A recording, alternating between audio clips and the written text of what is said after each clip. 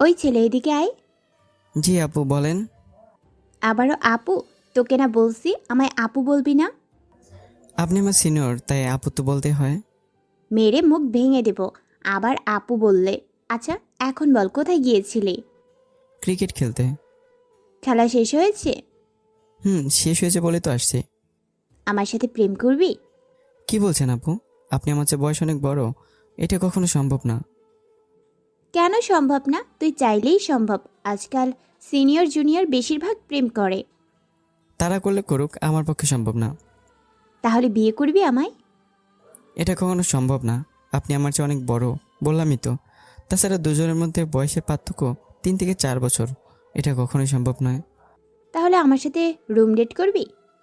C, নাজুবিল্লাহ, কি বলছেন এগুলা? হ্যাঁ ঠিক বলছি। চল, আমি তোর সাথে রুম ডেট করবো এখনই। ছি, আপনি কখনো ভালো হবেন না। আমার ভালো হওয়ার দরকার নেই, তোর সাথে রুম ডেট করার দরকার আছে। চল। আপনার লজ্জা বলতে কিছুই নেই। ছি, আপনি কি করে এমন কথা বলতে পারেন? আপনার চেয়ে বয়সে ছোট একটা ছেলের সাথে। যাকে ভালোবাসি, যাকে বিয়ে করতে চাই, তার সাথে এগুলো বললে লজ্জা হবে কেন? তুই কি জানিস না আমি তোকে কতটা ভালোবাসি? এত কথা বলার সময় নেই। তখন সাথে স্যামের বান্ধবী ছিল, তাদেরকে বলল, কিরে তোরা দাঁড়িয়ে আছিস কেন? একে ধরে আমার রুমে নিয়ে যা। যেহেতু রাজি হচ্ছে না, তাহলে আজ রুম ডেট করব, তারপর জোর করে বিয়ে করব। ধর এটাকে। তখন স্যামের বান্ধবীরা আমাকে ধরতে আসবে। তখন আমি দৌড় দিলাম, আর সামিয়া বলল, ধর এটাকে, চলে যাচ্ছে তো, ধর। এ বলে আমার পিছন পিছন দৌড়াতে লাগলো, আর আমি আরও জোরে জোরে যেতে লাগলাম। কিন্তু আমার সাথে দৌড়ে সামিয়া পারলো না। তখন সামিয়া জোরে বলল, ঠিক আছে, আজ না হয় চলে গেলি, যা। আবার তো আমার এলাকায় আসতে হবে কোনো একদিন। তখন দেখবো কি করে যাস পালিয়ে। তখন সোজা বিয়ে করে নেব তোকে। তখন সামিয়া চলে গেল, আর আমি আরও কিছুটা দৌড়ে থেমে হাঁপাতে হাঁপাতে বললাম, কি সাংঘাতিক মেয়ে, রুম ডেট করার শখ আমার সাথে। বলে কি আমায় নাকি ভালোবেসে বিয়ে করতে চায়। কখনো তোকে বিয়ে করব না, আর ভালোবাসবো না। শয়তান মায়া, ফাজিল মায়া, আর এলাকায় আসবো না। এই বলে আমি হাঁটতে শুরু করলাম বাসার উদ্দেশ্যে। ও, আপনারা হয়তো কিছুই বুঝতেছেন না, তাই না? আচ্ছা, আমি বলছি তাহলে। আমি বাসায় ফিরতেছি ক্রিকেট খেলে। আজ আমাদের পাশের এলাকার সাথে খেলা ছিল। ওই এলাকা আমি বেশি একটা যাই না, খেলা না হলে অথবা আমাকে কেউ না ডাকলে প্রয়োজন ছাড়া যায় না। না আসার অবশ্য কারণ আছে এলাকায়, কারণ এই এলাকার মেয়ে সামিয়ার ভয়ে। সামি আমাকে বিরক্ত করে, তাই আমি যেতে চাই না। সামিয়ার বড় ভাই এই এলাকার মাস্তান, সবাই থেকে মোটামুটি ভয় পায়। তাই সামিয়া তার বোন বলে যা খুশি তাই ভাব নিয়ে চলে, তাকেও ভয় পায় না। সামিয়া আমাকে ভালোবাসে, এটা সে বলেছে অনেক আগেই, কিন্তু আমি না বলে দিয়েছি। তবু আমার পিছু ছাড়তে রাজি নয়। আমি না করে দিয়েছি সিনিয়র বলে, আর এমন ছেলেদের মতো চলে বলে। কিন্তু সামি আমাকে ভালোবাসে, তাই না করে দেওয়ার পরেও ছাড়তে রাজি না। আজ খেলায় অবশ্য আমরা জিতে যাই। খেলা শেষ করে ব্যাট নিয়ে বাসায় ফিরছিলাম হাঁটতে হাঁটতে, তখনই সামি আমাকে ডাকলো। আর কি বললো তা তো আপনারা জানেনই। এবার গল্প পড়তে থাকেন, বাকি পরিচয়ে সবই জেনে যাবেন। এদিকে আমি ওই এলাকা থেকে নিজের বাসায় চলে আসি, আর আমি বাসায় যাওয়ার সাথে সাথে আমার বোন এসে রেখে বলে, ওই শয়তান কুত্তা বান্দর, তুই আমার ব্যাগ থেকে টাকা চুরি করে নিয়ে গেলি কেন? আরে রিল্যাক্স, কুল, ঠান্ডা হওয়া, মাথা গরম করিস না। তোর রিল্যাক্সের গুষ্টি কিলাই। টাকা দে আমার। কত কষ্ট করে আব্বুর কাছ থেকে কান্নাকাটি করে 500 টাকা নিয়েছি, আর সেটা নিয়ে সে চলে গেছে। জলদি টাকা দে আমার। টাকা? কিসের টাকা? কবেকার টাকা? কখন নিলাম? আমি তোর কোনো টাকা নিইনি। আসছে আমার সাধু সাজতে। বিলাই কি মাছ খেয়ে বলে আমি খাইনি, মাছ আপনারা খাইছেন। আমি জানি টাকা তুই নিয়েছিস। জলদি টাকা দে আমার, নয়তো খুব খারাপ হবে। দিব না টাকা। তোকে আমি এই টাকা দিতে যাব কেন? হ্যাঁ, এই টাকা আমি আমার ছোট্ট মিষ্টি বোনের কাছ থেকে নিছি, তোকে কেন দেব? তোর মিষ্টির গুলি মারি। তুই টাকা দে বলছি আমার, নয়তো খুব খারাপ হবে কিন্তু। টাকা দিতে বলছি তোকে। দিব না টাকা আমি। টাকায় কি তোর নাম লেখা আছে যে তোকে দিতে হবে? যা সর সামন থেকে। দিবি না তো টাকা? না, দিব না। তখন আদি বাড়ি গিয়ে চিল্লাতে চিল্লাতে বলল, আম্মু, ওই আম্মু, কই তুমি? দেখো তোমার বান্দর পোলা আমার টাকা দেয় না। আম্মু কিছুই বলবে না। শয়তান বান্দর, তুই দাঁড়া আমি আসছি। এই বলে আদিবা চলে গেল তার রুমে। তখন আমি আস্তে আস্তে বললাম, যাক, পাগলি বোনটাকে রাগাতে ভালোই লাগে। তখন আমি দেখি আদিবা একটা লাঠি নিয়ে আসলো। আমি বললাম, এরে কাম সারছে, আজ তো দেখি একটু বেশি রাগে ফেলছি, জলদি পালাতে হবে, নয়তো সবগুলো মায়ের আমার উপর পড়বে। তখনই আদিবা এসে বলল, আম্মু কিছু না বলুক, আমি তো আছি। দাঁড়া, তোকে লাঠি দিয়ে মেরে তারপর বুঝাচ্ছি। তখন আমি বললাম, কি, তুই তোর বড় ভাইকে মারবি? আগে মার দিয়ে নে, তারপর দেখা যাবে কে বড় কে ছোট। যখন আমাকে মারতে আসবে তখন আমি উঠে দৌড় দিলাম। তখন আদিবা বলল, দৌড় দিলে কেন শয়তান? দাঁড়া তুই। মায়ের খাওয়ার শখ নেই আমার, তাই দৌড় দিছি। এই বলে আমি আমার আম্মুর রুমে চলে গেলাম। গিয়ে আমার আম্মুর পিছনে লুকিয়ে পড়ি আর বললাম, আম্মু বাঁচাও, তোমার মেয়ে দেখো আমার মারে। তখন আদিবা রাগী গলায় এসে বলল, আম্মু তুমি সরে যাও, আজ মেরেই ফেলবো একে। তখন আমার আম্মু বলল, এই তোদের কি খেয়ে দেয়ে আর কোনো কাজ নেই? কি ছোট বাচ্চাদের মতো ঝগড়া মারামারি লেগেই থাকিস সারাদিন? তোরা কি এখনো ছোট মানুষ যে এইভাবে ঝগড়া মারামারি করিস? সারাদিন ঝগড়া মারামারি করেই এই ছাড়া আর কোনো কাজ নেই? একটা না একটা নিয়ে ঝগড়া মারামারি করবেই। আমি কি তোমার বান্দরপোলার সাথে ঝগড়া লাগতে আসি? তোমার বান্দরপোলা আমার সাথে ইচ্ছে করে ঝগড়া লাগে, তাহলে আমি কি করব? ছেড়ে দেবো নাকি? তুই যাস কেন এই বান্দরের সাথে লাগতে? আম্মু তুমি আমার বান্দর বললে? তো কি বলবো, ভালো বলবো? মেয়েটার সাথে সারাদিন ঝগড়া মারামারি লেগেই থাকিস। আম্মু তোমার বান্দরপোলারে বলো আমার 500 টাকা দিতে, আমার ব্যাগ থেকে নিয়ে গেছে। কিরে তুই ওর টাকা নিতে গেলি কেন? আর আম্মু আজ খেলা ছিল, প্রতিজনের 500 টাকা করে দেওয়ার কথা, আমার কাছে টাকা ছিল না তাই ওর টাকা নিয়ে গেছি। সমস্যা নেই, ম্যাচ জিতে আসছি, টাকা যায়নি। শয়তান, তুই আমার টাকা নিয়ে গেলি কেন? খেলায় দিতে। যেভাবে বলছে মনে হয় আমার কাছে থেকে টাকা নেয় না। এই নে তোর টাকা। এটা আবার জাল টাকা না তো? দেখছো নি কি সন্দেহ করছে? হতেই পারে। হয়েছে এখন, নীরব তুই রুমে যা তো। ঠিক আছে যাচ্ছি। এই বলে আমি চলে যাচ্ছিলাম। তখনই আমি আদিবার চুল ধরে জোরে একটা টান দিয়ে বললাম, পেতনি শাকসুন্নি পোড়ার বউ। এই বলে দৌড় দিলাম। তখনই আদিবা বলল, উফ মা, শয়তান বান্দর, তুই দাঁড়া, আমি আসছি, তোর হাত ভাঙবো। আমি তখন দৌড়ে যেতে যেতে বললাম, আয় না আয়, সাহস থাকলে বুড়ার বউ। তখন আদিবা দৌড়াতে যাবে, আমার আম্মু ধরে থামিয়ে দিল। তখন আদিবা বলল, কি হলো, আমায় আটকালে কেন? ছাড়ো। দেখছো তোমার বান্দরপোলা চুলে কত জোরে টান দিল। থাক মা, মন খারাপ করিস না, এটা কোনোদিন ভালো হবে না। এটা একটা শয়তান, তুই এটার কাছে যাবি না। এরপর যদি আমার কাছে আসে তাহলে কিন্তু খুব মার দিব, তখন কিছু বলতে পারবে না। তুই যাবি না ওর কাছে, আয় বসে পড়। এদিকে আমি আমার রুমে গিয়ে দরজা বন্ধ করে শুয়ে রইলাম আর ভাবতে লাগলাম, বোনটাকে জ্বালাইতে ভালোই লাগে কেন জানি। তারপর আমি আমার ড্রেসগুলো চেঞ্জ করে ফ্রেশ হতে গেলাম। চলুন এখন আরেকটু পরিচয় করে দিই। এতক্ষণ যে ঝগড়া করলাম আমি আর আমার বোন, কিন্তু দুজনেই সাংঘাতিক দুষ্ট। আমরা সারাদিন বাসায় থাকি, তাহলে কাউকে শান্তিতে রাখি না। টম অ্যান্ড জেরির মতোই ঝগড়া মারামারি লেগেই থাকে, কিন্তু যতই ঝগড়া মারামারি করি না কেন কিছুক্ষণ পর আবার ঠিক হয়ে যায়।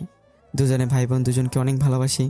যতই ঝগড়া মারামারি করি না কেন, রাগ অভিমান করি না কেন, সেটা সর্বোচ্চ 10 থেকে 15 মিনিট, তারপর সব ভুলে এক হয়ে যায়। আমি এই পরিবারের বড় ছেলে, আদিবা ছোট। আমি এবার সবেমাত্র ইন্টারে উঠলাম, আর আদিবা ক্লাস 9ম শ্রেণীর শিক্ষার্থী।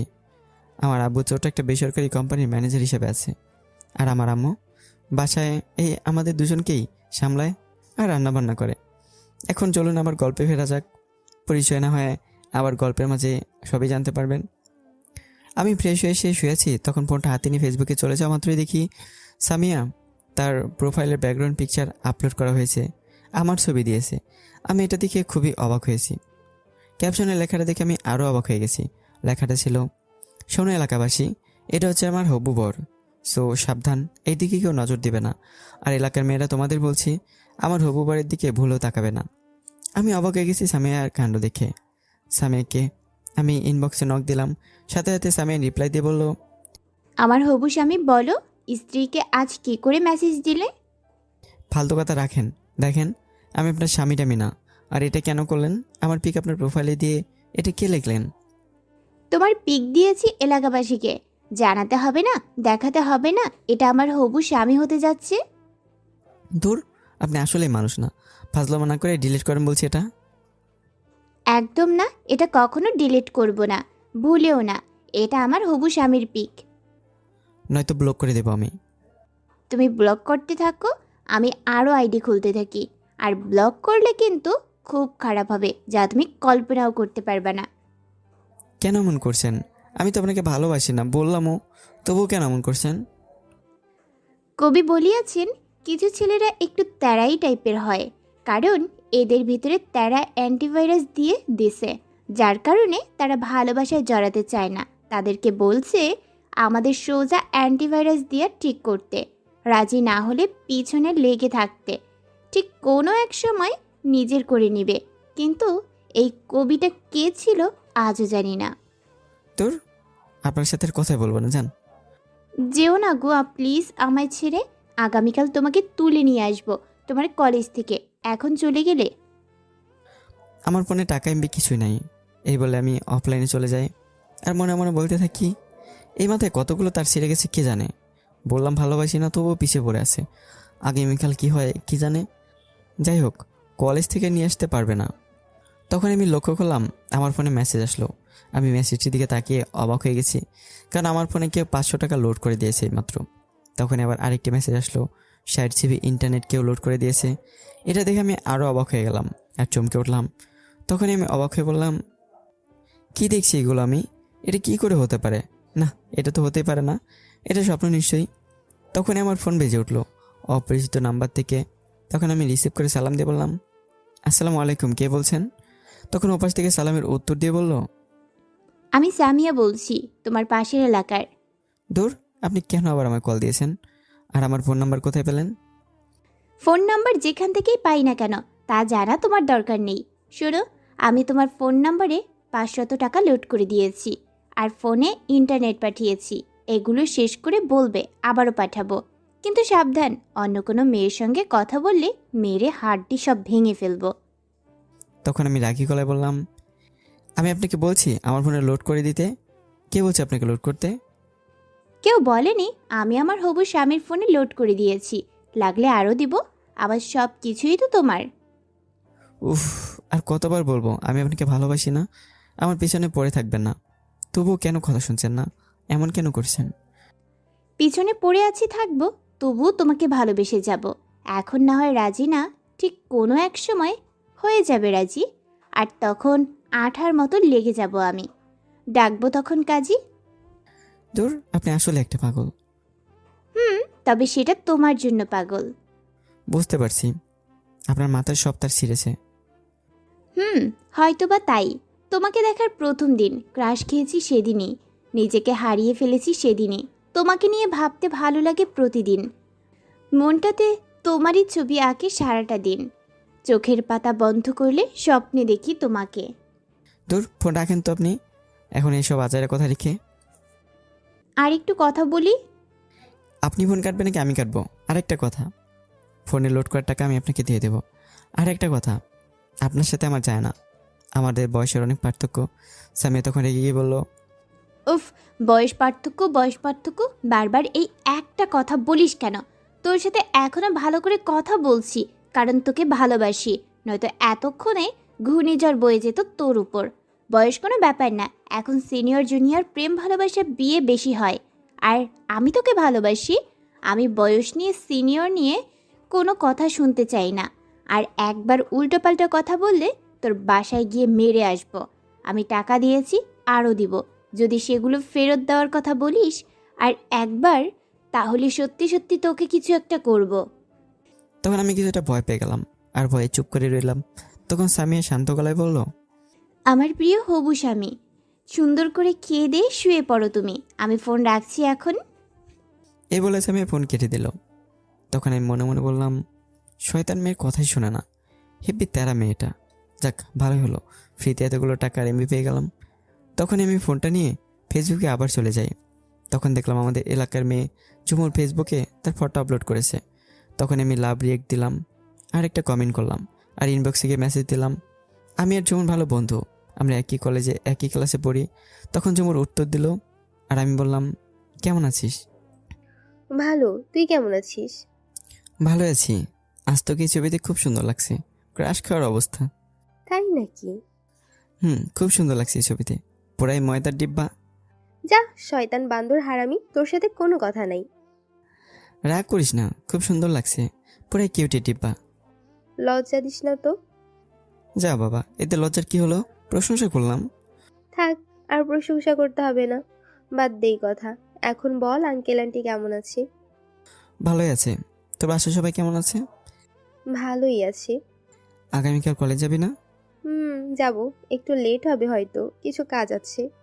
ঠিক আছে, তাহলে আগামীকাল দেখা হচ্ছে। হুম। আমি সাথে সাথেই ফেসবুক থেকে বেরিয়ে আসলাম, অফলাইনে চলে গেলাম। তারপর ফোনটা চার্জে বসিয়ে শুয়ে রইলাম। কিছুক্ষণ পর খাবার খাওয়ার জন্য ডেকে গেল। তারপর আমি ফ্রেশ হয়ে খাবার খেয়ে এসে শুয়ে পড়লাম। সকাল উঠে ফ্রেশ হয়ে খাবার খাওয়ার জন্য চলে গেলাম খাবার টেবিলে। গিয়ে দেখলাম আমার বোন বসে আছে। তখন আমি কি আদিবার মাথায় টোকা দিয়ে বললাম, কিরে বড়ুর বউ, তুই রান্না করে নাকি এখানে কি করিস? তখন আদিবার রাগী গলায় বলল, মেরে মুখ ভেঙে দিব। বুড়োর বউ বললে? তুই বুড়ির জামাই, শয়তান কুত্তা। তাই নাকি? বড়ুর বউ বলে কি? উফ, দেখ, বুড়োর বউ বলবি না। আমি কি বিয়ে করছি নাকি? তাহলে তুই রাগিস কেন? কেমন জানি শুনতে খারাপ লাগে। তাই তো তোকে বুড়োর বউ বলছি, বিয়ে করিসনি বলে। তোকে সুন্দর দেখে একটা বুড়োর কাছে বিয়ে। তখন আদিবা জোরে চিল্লাতে চিল্লাতে বলল, আম্মু, ওই আম্মু, দেখো তো তোমার বান্দর পোলা আবার সকাল সকাল রাগ উঠাচ্ছে। তখন আমার আম্মু রান্নাঘর থেকে এসে বলল, আমি যদি এখন রান্নাঘর থেকে আসি তাহলে তোদের দুটোকে আজ মেরে তক্তা বানাবো। ওই এত আম্মু আম্মু করিস কেন? কিছু হলে আম্মু বে, জিব্বা কেটে দেবো শয়তান কোথাকার। তখনই আম্মু আসলো আর বলল, এই নে ডিম দুটা সিদ্ধ করা, দুজনে খেয়ে নে, আমি খাবার নিয়ে আসছি। ডিমটা ছেলে দিতে আমায়। ছিলে নে, আমি পারবো না। আমার আম্মু চলে গেল। তখন আদিবা বলল, দে, আমি ছিলে দেই। ইস শখ কত, আমি শিয়ালের কাছে দেবো মুরগি রাখতে, দরকার নেই, আমি নিজেই ছিলে নেব। যদি ডিমটা দিতি তাহলে আর খুঁজেই পেতি না। জানি তো, তাই দেইনি। তারপর দুজনে ডিম ছিলে খেয়ে নিলাম। কিছুক্ষণ পর আমার আম্মু খাবার নিয়ে আসলো। তখন বললাম, আম্মু আব্বু কোথায়, দেখছি না তো ঘুম থেকে উঠেই। তখন আদিবা বলে উঠলো, আব্বু চলে গেছে, আজ সকাল সকাল কাজ পড়ে গেছে তাই। ও আচ্ছা। তারপর আমি আর আদিবা খাবার খেয়ে চলে গেলাম যে যার রুমে। আমি গিয়ে রেডি হয়ে কলেজ যাওয়ার জন্য বেরিয়ে পড়লাম। আমার আম্মুর কাছ থেকে বলে, আদিবার স্কুল অন্য রাস্তায়, তাই আমি দিয়ে আসতে পারি না। তখনই দেখলাম সামনে তানিম দাঁড়িয়ে আছে, আমার বন্ধু। তখন তানিম কাছে এসে বলল, তুই চলে আসছিস? কতক্ষণ ধরে দাঁড়িয়ে আছি। এত তাড়াতাড়ি চলে আসলি কেন আজ? এখনো 1 ঘন্টা সময় আছে। দূর, বাসা আর ভালো লাগে না তাই চলে আসছি। তাহলে আমার বাসায় চলে আসতি। ভালো লাগছিল না তাই যেতে পারিনি। ঠিক আছে চল। তারপর আমি আর তানিম হেঁটে হেঁটে চলে যেতে লাগলাম। আমার কলেজ বেশি একটা দূরে না, হেঁটে গেলে 10 থেকে 15 মিনিট লাগে। তারপর আমি আর তানিম হেঁটে হেঁটে যেতে লাগলাম। পাশের সামনের একটা এলাকার রাস্তায় যোগ হয়েছে, আর আমি যে এলাকায় সেটাও ওই এলাকায় যোগ হয়েছে। দুটো রাস্তা যোগ হয়ে গিয়ে একটা রাস্তা হয়েছে। সামনের দিকে তখনই দেখি সামিয়া তার সামনে বান্ধবী দিনে দাঁড়িয়ে আছে, হাতে হকি স্টিক নিয়ে। তখন তানিম বলল, কি ব্যাপার, স্বামী আজ এখানে দাঁড়িয়ে আছে কেন? তাই তো, সামিয়া তো এখানে এসে দাঁড়িয়ে থাকার কথা না। নিশ্চয়ই কাউকে মারতে আসছে, হাতে দেখ হকি স্টিক। হয়তো তাই হবে।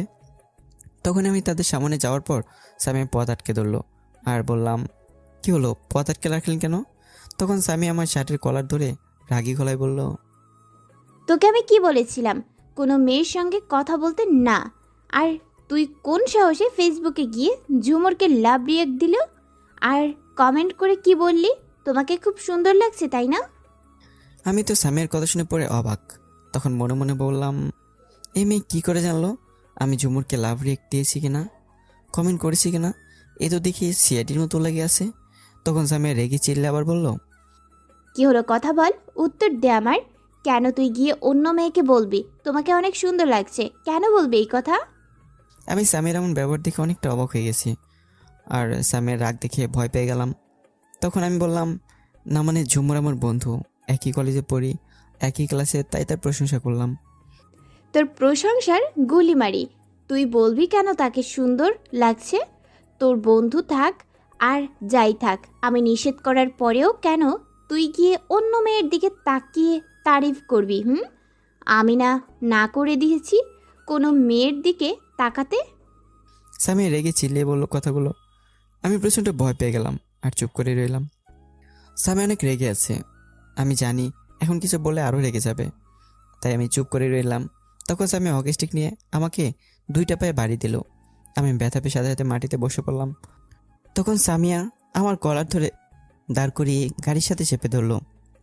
তুই শুধু আমার আর কারো না, তুই যদি ভুলেও আর কোনো মেয়ের দিকে তাকাস তাহলে জানে মেরে ফেলবো তোকে, তারপর নিজেও মরবো। তুই আমার রাগ জানিস কেমন ভয়ঙ্কর। তখন আমি কান্না ভেজা করতে বললাম, আপনি এমন কেন করছেন আমার সাথে, প্লিজ ছাড়ুন আমায়। তখন স্বামী অক্সটিক ফেলে এক হাতে গলা চেপে ধরে আর এক হাতে আমার গাল চেপে ধরে বলল, একদম মেরে ফেলবো আর একবার এই কথা বললে। তোকে ভালোবাসি আমি। তখনই তানিম এসে ভয়ে ভয়ে বলল। আপু আমাদের কলেজে যেতে লেট হয়ে যাচ্ছে। তখন স্বামী রেগে তানিমকে বলল। তো সেটা আমায় বলিস কেন, তুই যা। তখনই তানিম ভয় পেয়ে গেল আর কিছু না বলে চলে যাচ্ছিল। তখন আমি ডেকে বললাম, তানিম দাঁড়া, আমি যাব 1 মিনিট। এই বলে আমি যেতে চাইলাম, কিন্তু স্বামী যেতে দিল না, গলা চেপে ধরে আসছে। তখন বলল, আমি তোকে যেতে বলছি। প্লিজ এখন যেতে দিন, কলেজের সময় হয়ে যাচ্ছে। তখন স্বামীর এক বান্ধবী এসে বলল, সামিয়া ছেড়ে দে, এখন কলেজে যেতে দে, পরে না হয় দেখে নিস। ঠিক আছে, তোরা একটু ওদিকে যা। তখন সবাই অন্যদিকে চলে গেল আর স্বামী আস্তে আস্তে তার ঠোঁট আমার কাছে নিয়ে আসতে লাগলো। তখন আমি বললাম, কি করছেন আপনি, এত কাছে আসছেন কেন? চুপ, মাথা অনেক গরম হয়ে গেছে, ঠান্ডা করতে দে। তখন স্বামী আমার মাথায় শক্ত করে ধরে আমার ঠোঁটগুলো তার দখলে নিয়ে কিস করতে লাগলো। আমি তো অবাক হয়ে গেলাম, টাসকি খেয়ে গেলাম। স্বামী কিস করে 5 মিনিট পর ছেড়ে দিয়ে বলল, বাহ, হেভি টেস্ট তো তোর ঠোঁট। তখন আমার ধ্যান ভাঙলো আর বললাম, এটা কি করলেন আপনি? কেন, কিস করলাম, ভালো লাগেনি, আবার করব? না না, আপনি এটা কেন করলেন? হ্যাঁ, আমার মাথা ঠান্ডা করতে। আর শোন, তোর ফেসবুক পাসওয়ার্ড আমায় দিয়ে যা। বল তোর ফেসবুক পাসওয়ার্ড কি? আমার ফেসবুকের পাসওয়ার্ড আপনাকে দিব কেন? তখন স্বামী অকিস্টিক নিয়ে বলল। এখন বল, দিবি নাকি এটা দিয়ে মারবো? তখন আমি ভয় ভয়ে দিয়ে দিলাম। তখন স্বামী বলল, এখন যা। আর একটা কথা, ফেসবুকে তোর আইডি পাসওয়ার্ড যেন না পরিবর্তন হয়। আর যত তাড়াতাড়ি পারিস এই কলেজ থেকে অন্য কলেজে যাবি। আর কলেজে গিয়ে কোনো মেয়ের দিকে তাকাস না, কথা বলবি না, ফেসবুকেও কোনো মেয়ের দিকে তাকাস না, লাইক কমেন্ট করবি না। যা এখন। আর একটা বিকেলে আমার এলাকায় আসবি। এখন যা। তখন আমি আর কোনো কথা না বলে চুপ করে চলে আসলাম।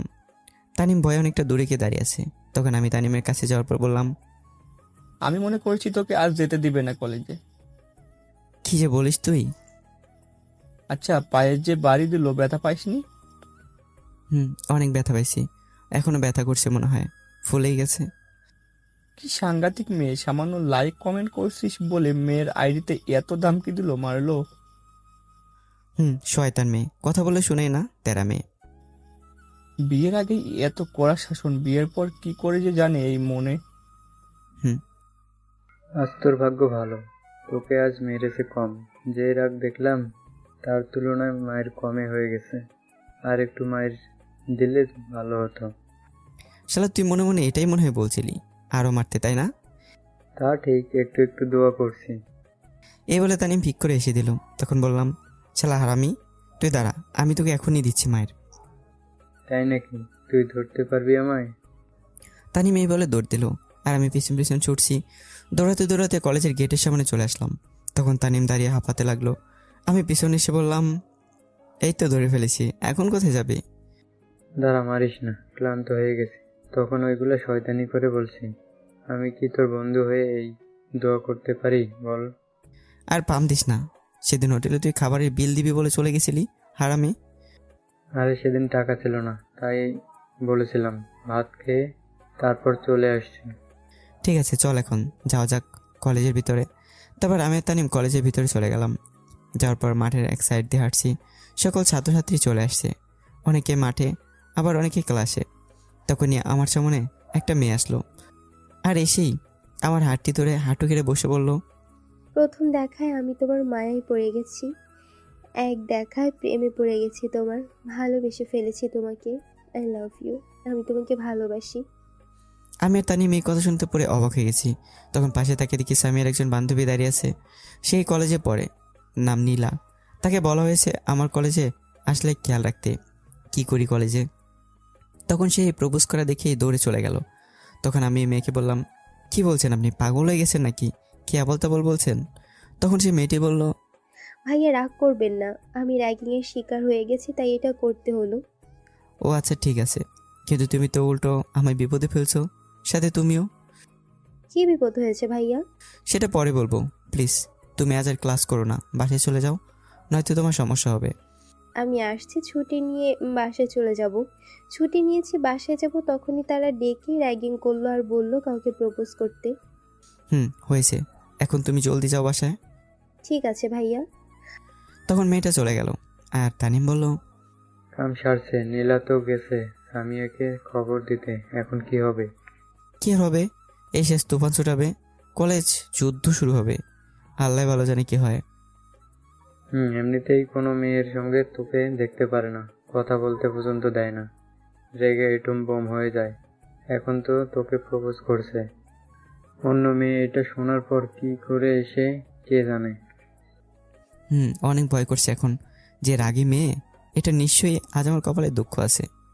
তা তো আছেই, সত্যি কথা বলে দিবি, মেয়েটা তো আর ইচ্ছে করে তোকে প্রপোজ করেনি। সত্যি কথা বললে সে শুনবে না। আমি যদি বলি তাকে র্যাগিং করছে, বলে সে প্রপোজ করছে আমায়, কখন এটা বিশ্বাসই করবে না। তেরা মেয়ে, এটা উল্টো বুঝবে আরো। আচ্ছা চল ক্লাসে। চল ক্লাসে। তারপর তানিমার আমি দুজনে ক্লাসে চলে গেলাম। জানালার কাছে বসলাম দুজনেই। সেখান থেকে কলেজের মাঠ দেখা যায়। কিছুক্ষণ পর ক্লাসে ম্যাডাম আসলো। তখন সবাই দাঁড়িয়ে গেল। আর ম্যাডাম তখন বলল, বসো সবাই। আর কেমন আছো তোমরা সবাই? তখন সবাই উত্তর দিল যে ভালো আছে। আর ম্যাডামকে জিজ্ঞাসা করলো কেমন আছে। তখন ম্যাডাম উত্তর দিল, আমিও ভালো আছি। তখন ম্যাডাম তার জায়গায় বসে পড়ল। তখনই তানিম আমাকে বলল, দোস্ত রেডি হয়ে যা, ভয়ঙ্কর ঝড় ধেয়ে আসছে, তার দিকে সাবধান। কই ঝড়? একটু কলেজের মাঠের দিকে তাকিয়ে দেখ, তাহলে ঝড় দেখতে পাবি। তখন আমি তাকে দেখি, এই ঝড় মানে হচ্ছে সামি আসছে আর প্রচণ্ড রেগে আছে। আমি দেখলাম হাতে রড নিয়ে আসছে দৌড়ে। এটা দেখে ভয় আমার গলা শুকিয়ে কাঠ হয়ে গেছে। ভয়ে কাঁদতে লাগলাম। তখন তানিম বলল, কিরে কি হলো, কাঁপাকাঁপি শুরু করলি কেন? দোস্ত আমি শেষ। এই মেয়ে যে রাগী, যে রেগে আছে, দেখা যায় এই রড দিয়ে যদি আমায় মারে তাহলে আমি শেষ। আমার শিশু শিশু হাড্ডি গুড্ডি সব শেষ হয়ে যাবে। ভাগ্য ভালো মেয়েটা চলে গেছে কলেজ থেকে, নয়তো তার যে কি হতো কে জানে। তা ঠিক, মেয়েটা বেঁচে গেছে। তখন আমি ভয়ে ভয়ে ব্রেঞ্চের নিচে বসে পড়লাম। আর মনে মনে বলছি, আল্লাহ রক্ষা করে মেয়ের হাত থেকে। তখন তানিম বলল, আর ব্রেঞ্চের নিচে গেলি কেন? ভয়ে দোস্ত, আর একটা কথা, যদি আমার কথা জিজ্ঞেস করে বলবি বাসায় চলে গেছে, কলেজে নাই। বললেও লাভ হবে না। তখন সামিয়া ক্লাসে ঢুকে। তখন ম্যাডাম বলে, এই মেয়ে, কে তুমি? ক্লাসে না বলে প্রবেশ করলে কেন? তখন সামিয়া ম্যাডামের দিকে রাগী দৃষ্টিতে ফুপাতে ফুপাতে তাকায়। তখন ম্যাডাম উল্টে চুপ হয়ে গেল। তখনই সামিয়া রাগী গলায় চিল্লাতে চিল্লাতে বলে, কার এত বড় কলিজা, আমার জিনিসের প্রতি নজর দিয়েছে, প্রপোজ করছে, সামনে আয় দেখি, আজ কলিজা ছিঁড়ে নিয়ে যাব। আমার জিনিসের দিকে চোখ দিয়েছে কে সে? সবাই ভয়ে চুপ করে রইল। ভয়ের কারণ সবাই সামিয়াকে চেনে এবং তার ভাইকে, তাও তার ভাইকেও চেনে, কারণ তার ভাই মাস্তান। সবাই চেনে আর সবাই জানে তার বোন সামিয়া। তখন সামিয়ার বান্ধবী আরও কিছু লোক আসে ক্লাসে। তখন সামিয়া বলে, কি হলো, কেউ কথা বলে না কেন? কে নীরবকে প্রপোজ করেছে? তখন সবাই একসাথে বলে, কেউ জানে না, দেখেনি। তখন সামিয়া আরও রেগে যায়। তখন তানিমের কাছে এসে ব্রেঞ্চে রড দিয়ে বাড়ি মেরে জিজ্ঞাসা করলো, তুই বল কে প্রপোজ করছে? তুই তো সাথে ছিলি, আর মেয়েটাকে বল, আজ ওর চোখ তুলে ফেলবো আমি। আমার জিনিসের দিকে নজর দেয়, কত বড় সাহস ওর! তানিম তো ভয়ে আগে এমনিতেই শেষ। সামিয়াকে দেখলেই তার ভয়ে বুক কাঁপে। তারপর আবার এখন সামনে এসে ধমক দিয়ে রড নিয়ে কথা বলছে। তানিম ভয়ে চুপ করে কাঁপা কাঁপা শুরু করে দিছে।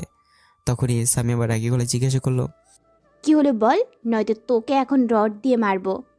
তখন তানিম ভয়ে ভয়ে বলল, আমি যা জানি না। নীরব যা জানে। কে কে? কই? নীরব ব্রেঞ্চের নিচে বসে আছে। বেঞ্চের নিচে কি করে? আপনি জিজ্ঞেস করেন। তখন সামিয়া উকি মেরে দেখে আমি চুপ করে বসে আছি আর কাঁপছি ভয়ে। তখন সামিয়া বলল, ওই তুই বেঞ্চের নিচে কি করিস? বাইরে আয়। আমি চুপ করে রইলাম। তখন সামি রাগি গলায় আবার বলল, কি হলো, বাইরে আয়। আমি ভয়ে ভয়ে বললাম, না আমু না। আয় বলছি। না, আমি এখানে ঠিক আছি, আপনি বলেন। তোকে আসতে বলছি, বেরিয়ে আয়। আমি মাথা নাড়িয়ে না বললাম। তখন সামিয়া বসে আমার কলার ধরে টেনে বের করলো। তুই বেঞ্চের নিচে কি করিস? আগে বল, তুই মেয়েকে উত্তর দিলি কি প্রপোজের? সামিয়া রড উঁচু করে মারার প্রস্তুতি নিয়ে কথাগুলো বলল। এখন আমি উল্টাপাল্টা কিছু বললে মেয়েরা হাড্ডিগুটি সব ভেঙে দেবে। তখন আমি ভয়ে ভয়ে বলে দিলাম, আমি কিছু বলিনি। মেয়েটা র্যাগিংয়ের শিকার হয়ে আমায় প্রপোজ করেছে। র্যাগিং না চাই, আমি জানি তোকে সত্যি প্রপোজ করছে। বল কে মেয়েটা? জানি না আমি কে মেয়েটা। তখন সামিয়া মেয়েদের দিক নিয়ে কে বলল, এখন দেখ, এখানে এই মেয়েটা আছে, আমায় দেখা। এখানে নেই সে মেয়ে, আমি চিনি না তাকে সত্যি। ফাজলামো করিস? চিনিস না তাকে? তোকে প্রপোজ করছে, তুই চিনিস না? তখন স্বামী একটা রড দিয়ে বাড়ি দিল আমার পায়ে, আর গলা চেপে ধরে বলল, একদম মেরে ফেলবো মিথ্যা কথা বললে। সত্যি করে বল, মেয়েটা কোনটা? তুই শুধু আমার, তোর দিকে কেউ চোখ তুলে তাকালে মেরে ফেলবো। প্রপোজ করার কথা তো বাদ দিলাম, তুই আমার জান, শুধু তুই আমার। আমি চুপ করে আছি। ব্যথা আমার পায়ে মারার জন্য ব্যথা পেয়েছি। ক্লাসে সবাই ভয় চুপ করে রইল। অনেক ছাত্রছাত্রী অন্য ক্লাস থেকে সে উকি দিয়ে দেখছে। তখন স্বামী আবার বলল, তাহলে নিশ্চয়ই তুই মেয়েটার প্রপোজ অ্যাকসেপ্ট করে পাঠিয়ে দিয়েছিস কলেজ থেকে? তখন আমি কিছু বলার আগে তানিম বলল, আপু, না না, প্রপোজ অ্যাকসেপ্ট করেনি। মেয়েটা র্যাগিংয়ের শিকার হয়েছিল, তাকে বলা হয়েছে প্রপোজ করতে, তাই তাদের কথায় বাধ্য হয়ে প্রপোজ করছে। আর মেয়েটা কলেজ থেকে ছুটি নিয়ে চলে গেছে বাসায়। সত্যি তো কথা? সত্যি বলছি। আর প্রপোজ করা মাত্র আপনার লোক দেখে চলে গেছে, বলতে বাকিটুকু না দেখে। তখনই ক্লাসে প্রিন্সিপাল স্যার আসলো আর এসে বলল, কি হয়েছে? সবাই ক্লাস রেখে এখানে কেন? তখন ম্যাডাম সামিয়াকে দেখে বলল, এর জন্য? তখন প্রিন্সিপাল স্যার সামিয়াকে দেখে বলল, আরে সামিয়া, তুমি এখানে কেন? আমার জানকে প্রপোজ করছে, তাই আসছিলাম দেখতে কার এত বড় কলিজা, কে আমার জিনিসের দিকে চোখ দিয়েছে। ও আচ্ছা, এখানে দাঁড়িয়ে আছো কেন? আসো, বসে কথা বলি। তোমার ভাই কেমন আছে? ভাইয়া ভালো আছে, বসবো না, চলে যাব আমি। আমার জানকে নিয়ে চলে যাচ্ছি। আগামীকাল থেকে এই কলেজে যেন আর র্যাগিং না হয়, আর আমার জানের দিকে যেন কেউ চোখ তুলে না তাকায়। ঠিক আছে, তুমি যাও। ঠিক আছে। আর নীলা কই তুই? তখন নীলা পেছন থেকে বেরিয়ে আসলো আর বলল, হুম, তখন সামিয়া বলল, বাইরে আয়, কথা আছে তোর সাথে। ঠিক আছে, চলো। তখন আমাকে টেনে নিয়ে সাথে বাইরে চলে গেল। আর নীলা তখন বাইরে গিয়ে বলল, শোন নীলা, যা হওয়ার হয়েছে, ওই মেয়েকে বলে দিস যাতে আমার জানের দিকে চোখ তুলে না তাকায় আর। ঠিক আছে, বলে দিব। আচ্ছা, আমি তাহলে এখন যাই, তুই গিয়ে ক্লাস কর। ঠিক আছে, আমি যাচ্ছি। তখন আমি বললাম, আমায় ছাড়েন, আমি ক্লাসে যাব। তখন সামিয়া আমার একটা হাত চেপে ধরে আর এক হাতে রড ফেলে কলার ধরে বলল, তোর আজ ক্লাস করা লাগবে না, তোর সাথে আমার পার্সোনাল ক্লাস হবে। আমার রুমে চল। ছি, কি উল্টাপাল্টা বলছেন, ছাড়েন, আমি যাব না। তা বললে তো হবে না, অনেক দিন তোর আদর নেওয়া হয়নি, আজ নিতে হবে। আমি যাব না। আপনি যেমন রাগী তেমন লুচ্চা, আমার ইজ্জত হারাতে চাই না আপনার সাথে গিয়ে। ছাড়েন, আমি ক্লাসে যাবো, ছাড়েন। এই বলে আমি স্বামীর হাত থেকে ছুটতে চেষ্টা করলাম, কিন্তু পারলাম না। তখন স্বামী বলল, আমায় নিয়ে যা ভাবার ভাবিস তুই, কোনো ব্যাপার না, কিন্তু এখন আমার সাথে যেতে হবে। আমি কিছু বলতে যাব, তার আগে স্বামী আবার বলল, শোন, হয়ে আছে তোর জন্য পাগল মন, চোখ দুটো খুঁজে তোকে সারাটিক্ষণ, ভাবতে পারছি না তোকে ছাড়া কিছুই। ঘুমটা হচ্ছে না, রাতটা জাগতে হচ্ছে তবু, তোর চিন্তায় সারাটা রাত জেগে ভাবতে থাকি কবে হবি তুই আমার, আর আমি তোর পাগলি। নিজের বাঁচে না নিজের জ্বালায়, আবার আসছে আরেক পাগল, তাকে পালতে হবে। দূর ছাড়েন তো, আমি ক্লাস করব। আমি বললাম না ক্লাস করা লাগবে না? আপনি বলার কে কথা? হ্যাঁ, ছাড়েন বলছি। বুঝতে পারছি, চল তুই আমার সাথে। এই বলে স্বামী আমাকে টেনে কলেজের বাইরে নিয়ে চলে আসলো। তখন আমি বললাম, আপনি কেন এমন পাগলামো করছেন? আমি বললাম তো আমি আপনাকে ভালোবাসি না, তবুও কেন পিছিয়ে পড়ে আছেন আমার? পিছনে পড়ে আছি কারণ তোকে ভালোবাসি, তোর পাগলি হয়ে আছি, তোর খেয়াল রাখছি, তোর দিকে কেউ চোখ তুলে তাকালে মেরে ফেলবো। তুই শুধু আমারই, আর কারো না। কখনো না। আপনি মুখে বললে হয়ে যাবে নাকি? এই সামিয়া যখন যা চায় তা নিয়েই ছাড়ে। তুই শুধু আমার, আর কারো নয়। আমি আর কারো হতেও দিব না তোকে। তুই শুধু আমায় ভালোবাসবি, আর আমি তোকে। শোনেন, জোর করে কারো কাছ থেকে টাকা নিয়ে যেতে পারবেন, জোর করে মানুষের সম্পত্তি আদায় করতেও পারবেন, কিন্তু কারো ভালোবাসা জোর করে নেওয়া যায় না। প্রয়োজন হলে তাই করব। ভালোবাসা হয় মন থেকে, জোর করার মাধ্যমে হয় না ভালোবাসা। আর ভালোবাসে দুজনে রাজি থাকতে হয়, এবং পাশাপাশি দুটি মনের ফিলিংস দুজনের দিকে টান থাকতে হয়। তাহলে ভালোবাসার সম্পর্ক হয় পারফেক্ট। আপনার মধ্যে আর আমার মধ্যে মনের মিল তো দূরের কথা, কোনো দিকে মিল নেই। এটা কখনোই হবে না, বোঝার চেষ্টা করেন। এত জ্ঞান দিস না তো আমায়, আর এত হিসেব করার সময় নেই। আমি তোকেই চাই, তুই রাজি থাক বা না থাক তা দেখার দরকার নেই আমার। আমি রাজি আছি, তাতেই হবে। তোর মনের দরকার নেই। আমার মন দিলে দিবি, না দিলে নাই। ভালোবাসলে বাসবি, না বাসলে নাই। আমি জোর করেই সব করব। আমি তখন মনে মনে বললাম, শয়তান ফাজিল, তোর মাইয়া। এইটা একটু না, অনেকটাই তেরা মাইয়া, ফাজিল মাইয়া কোথাকার। এত সুন্দর করে জ্ঞান দিলাম তবুও কাজ হলো না। আর যদি ভালোবাসার জ্ঞান পরীক্ষা কোথাও হতো তাহলে অবশ্যই ফার্স্ট হতাম। দুঃখের বিষয়, এই নামে কিছুই নাই। থাক, কোনো একদিন আবিষ্কার হবে। তখন ইসামের পিছন থেকে একটা তার ভাইয়ের লোক বলল, ম্যাডাম, গাড়িতে যাবেন নাকি বাইকে করে? মাঠে মনে হয় রড ফেলে আসছি, নিয়ে আসা হয়েছে। হুম, নিয়ে আসছি। বাইকে যাব না, গাড়িতে করেই যাব। এইটা নয়তো পালিয়ে যাবে। ঠিক আছে। স্বামী আমাকে বলল, ওঠ গাড়িতে। না আমি যাব না। আরে বাসায় নিয়ে যাব না এখন, তো কোথায় নিয়ে যাবেন? মার্কেটে যাব, চল। আমি গিয়ে কি করবো? আমি যাব না। যাবি নাকি রড নিতে হবে? তখন আমি ভয়ে ভয়ে বললাম, এই না না, রড নিতে হবে না, আমি উঠছি। স্বামী তখন আমার গাল টেনে বলল, এই তো গুড বয়, ব্যা। ওঠ তো এখন। তখন আমি গাড়িতে উঠলাম। গাড়িটা ছিল BMW। আমি পিছনে বসতে যাব, তখন সামিয়া বলল, আরে পিছনে না, সামনে বসো। কি আর করা, আমি কথা মতো সামনে বসে পড়লাম। তখন সামিয়া তার লোকদের কিছু একটা বলে ড্রাইভিং সিটে বসে পড়ল। তখন আমি বললাম, আপনি কি ড্রাইভিং করবেন? হুম, আমি আজ ড্রাইভিং করব। তা আপনার লোক গাড়িতে ওঠে না কেন, দাঁড়িয়ে আছে কেন? না, তাদের নিয়ে যাব না। আমরা দুজন আজ লং ড্রাইভে যাব। সেটা আবার কোথায় যাবেন? বেশি দূরে না, সামনে ওই বনের ভেতরের রাস্তা দিয়ে একটু যাব। কেন কেন, সেখানে কেন? এমনি চলো। ও, আপনাদের বলে দিই, বনে কলেজ থেকে বেশি দূরে না, একটু দূরে, কিন্তু সেখান দিয়ে কেউ বেশি চলাচল করে না। শুধু গাড়ি ছাড়া কিছু মানুষ শুধু চলাচল করে, যাদের বাড়ি ওই দিকে বনের মধ্যে রাস্তাটা হয়েছে।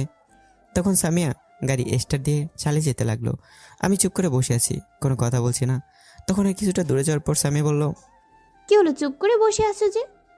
তো কি করব, নাচবো নাকি? শোনো না, আসো দুজন মিলে গাড়িটা চালাই। আপনি একাই চালান, আমি পারবো না। আরে আসো, অনেক মজা হবে। তুমি আমার কোলে বসে, আমি ড্রাইভিং করছি। আমি কিন্তু এখনই নেমে যাব এইগুলো বললে। তাই নাকি? দেখি, যাও তো বেরিয়ে। আমি গাড়ি থামালাম। ঠিক আছে থামান, আমি বেরিয়ে যাচ্ছি। আচ্ছা বসো, বনের সামনে প্রায় এসে গেছি, সেখানে গিয়ে তারপর থামাচ্ছি। ঠিক আছে। তারপর সামিয়া বনের ভিতর একটু গিয়ে গাড়িটা এক সাইডে থামিয়ে গাড়ির গ্লাসগুলো লাগিয়ে দিল। গাড়ির গ্লাসগুলো কালো, বাইরে থেকে ভিতরে দেখা অসম্ভব। তখন সামিয়া বলল, এখন পারলে যাও তো দেখি। আমি এক্ষুনি বেরিয়ে যাচ্ছি। তখন আমি গাড়ির বাইরে যেতে চাইলাম, তখন দেখি লক করা হয়েছে, গাড়ি খুলছে না। তখন আমি সামিয়ার দিকে তাকিয়ে দেখি সে হাসছে। তখন আমি বুঝতে পারলাম সামিয়া গাড়ি লক করে ফেলেছে। তখন বললাম, কি হলো, গাড়ি লক করে রাখছেন কেন, খোলেন। সামিয়া চুপ করে হাসছে, কোনো কথা না বলে। তখন সামিয়া আস্তে আস্তে তার সিট থেকে উঠে আমার দিকে আসতে লাগলো। তখন আমি বললাম, কি ব্যাপার, আপনি এদিকে আসছেন কেন? সামিয়া কোনো কথা না বলে সোজা এসে আমার কোলে বসলো আর বলল, এই বনের মাঝের রাস্তায় এখন কেউ নেই, শুধু কিছু গাড়ি রাস্তায় চলাচল করছে, আর আমাদের কেউ দেখতে পারবে না গাড়ির ভেতর। তো কি বলবেন আপনি? তখন সামিয়া আমার একদম কাছে এসে আমার ঠোঁটে কামড় দিয়ে মাতাল দৃষ্টিতে তাকিয়ে আমার ঠোঁট ধরে তার মুখে হাত বোলাতে বোলাতে বলল, এখন তোকে অনেকটা কাছে পেতে চাই, আদর করতে চাই তোকে। আগুন জ্বালিয়ে দিয়েছিস তুই, সেটা এখন নেভাতে হবে তোরই। ছি, কি বলছেন এগুলো আপনি? ঠিক বলছি, একটু আদর করতে দে এখন আমায়।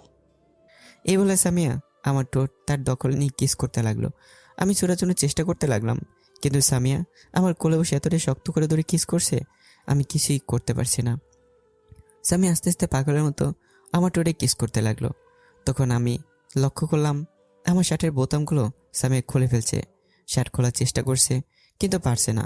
তখনই সামিয়ার ফোনে একটা কল আসলো, কিন্তু সামিয়া সেদিকে মন না দিয়ে পাগলের মতো আমার ঠোঁটে কিস করতেই লাগলো। আমি কিছু বলতে পারছি না। কিছুক্ষণ ফোনটা বেজে কেটে গেল। তখন আমি লক্ষ্য করলাম সামিয়া কিস করতে করতে তার শার্টের বোতামে হাত দিয়েছে। সামিয়ার শার্ট পরা ছিল। তখনই আবার ফোনটা বেজে উঠলো। এবার সামিয়া ফোনটার শব্দ শুনে রেগে গেল আর বলল, কোন শালারে বারবার ডিস্টার্ব করছে রোম্যান্স করার টাইমে? জানি একটু দেখি কে আমাদের বিরক্ত করছে, ওয়েট করো। তখন সামিয়া ফোনটা হাতে নিয়ে দেখে তার ভাইয়ে কল দিছে। তখন সামিয়া বলল, ইয়েস, ভাইয়া কল দিছে। জান, তুমি বসো, আমি 1 মিনিট কথা বলে আসছি ভাইয়ার সাথে। আমাদের আজ অনেক ক্লাস করতে হবে। এই বলে সামিয়া আমার উপর থেকে উঠে গাড়ির লক খুলে বাইরে চলে গেল। তখন আমি বললাম, নাউজুবিল্লাহ, এ মেয়ে আমার মতো এমন নিরীহ শিশুর সাথে এরকম করছে? এটা ছি, এ মেয়ে এগুলো কি করে করতে পারলো? আর 1 মিনিট বসে থাকা যাবে না, নয়তো আজ ইজ্জত নিয়ে বাসায় ফিরতে পারবো না। পরে দেখে নেবো একে। তখন আমি আস্তে করে গাড়ি থেকে বের হয়ে দেখলাম সামিয়া অন্য পাশে দাঁড়িয়ে কথা বলছে। তখন আমি আমার শার্টের বোতাম লাগিয়ে তাড়াতাড়ি করে তখন চোখ বন্ধ করে দিলাম এক দৌড়। আর মনে মনে বললাম, আল্লাহ, একবার তুমি বাসায় পৌঁছে দাও কোনো মতে আমায়। আর এই মেয়ের সঙ্গে কোথাও আসা তো দূরের কথা, সামনে যাব না এই মেয়ের। বাব্বা, কি ডেঞ্জারাস মেয়ে, সব বিচ্ছুত শেষ করে নিচ্ছিল। এই বলে আমি দৌড়ে অনেকটা পথ চলে আসলাম। এসেই থেমে গেলাম, হাঁটুতে হাত দিয়ে হাঁপাতে লাগলাম। তখন আমি দেখলাম সামনে আমাদের কলেজ দেখা যাচ্ছে, আর তার সামনে একটি গাড়ি এসে মাত্রই থামলো। তখন আমি মনে মনে বললাম, এই গাড়িটি কেমন জানি চেনা চেনা লাগছে, কোথাও দেখেছি মনে হচ্ছে আগে। থাক, সে যাই হোক, এখন বাসায় যাই, বইগুলো তানিম দিয়ে দেবে। তখন আমি আস্তে আস্তে যেতে লাগলাম। যখনই গাড়ির সামনে গেলাম তখন দিকে এটা সামিয়ার গাড়ি। আর সামিয়া তখন গাড়ি থেকে বের হয়ে আসলো আর আমাদেরকে রাগী দৃষ্টিতে তাকিয়ে আছে। আমি তো পরে অবাক, এত তাড়াতাড়ি কী করে সামিয়া আসলো। তখন সামিয়া এসে আমার কলার ধরে টেনে নিয়ে গাড়ির দরজা খুলে পিছনের দিকে ধাক্কা দিয়ে ফেলে দিল। সিটগুলো শোয়ানো আছে। তখন সামিয়া ভিতরে গিয়ে গাড়ির দরজা লক করে দিল আর আমার উপর বসে পড়ল। তোকে আমি কি বলেছিলাম গাড়িতে বসে থাকতে? তুই বেরিয়ে আসলি কেন?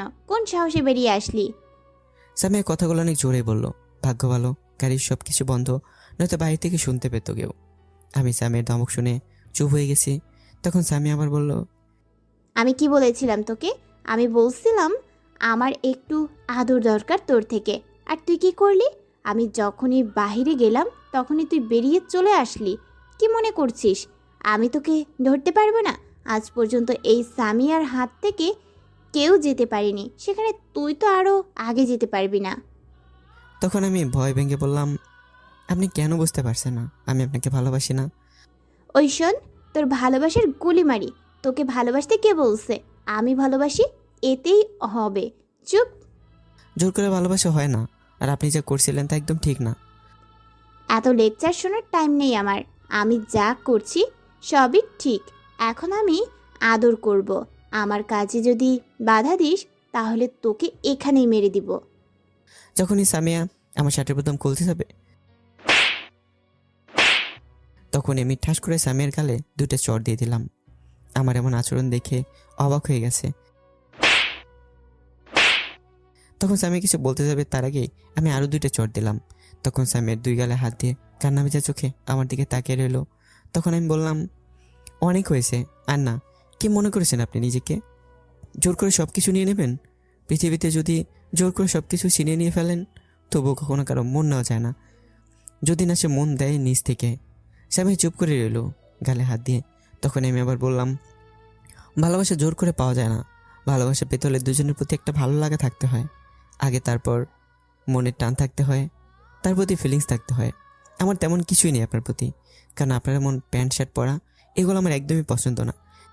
আপনি একজন মুসলিম ঘরের মেয়ে মানুষে কি করে এগুলো পরে রাস্তায় ঘোরাঘুরি করেন? ছি! আর আপনি কি করতে চাইছিলেন আমার সাথে এখন? একটিবারও ভাবলেন না?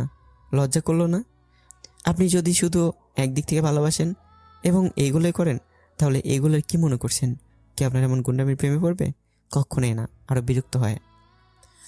আপনার ভাই মাঝখান থেকে সবাই আপনাকে ভয় পায়, আর আপনি তার সুযোগ নিয়ে এসব করছেন, রাস্তায় ঘোরাঘুরি করেন আর এরকম কাজ করেন। আপনি মাথায় আনেন আমার সাথে এগুলো করবেন? ছি। তখন আমি সামিয়াকে আমার উপর থেকে ধাক্কা দিয়ে সরিয়ে দিয়ে বললাম, আমি আপনাকে ভালোবাসি না, আর কখনো আমার সামনে আসবেন না বলে দিলাম। গাড়ি লক খুলে দিন। তখন সামিয়া গাড়ি লক খুলে দিল, আর আমি বেরিয়ে চলে আসলাম। তখন দেখলাম তানিম যাচ্ছে বেরিয়ে কলেজ থেকে। তখন আমি দৌড়ে তানিমের কাছে গেলাম আর বললাম, কী রে দোস্ত, ক্লাস না করে চলে এলি?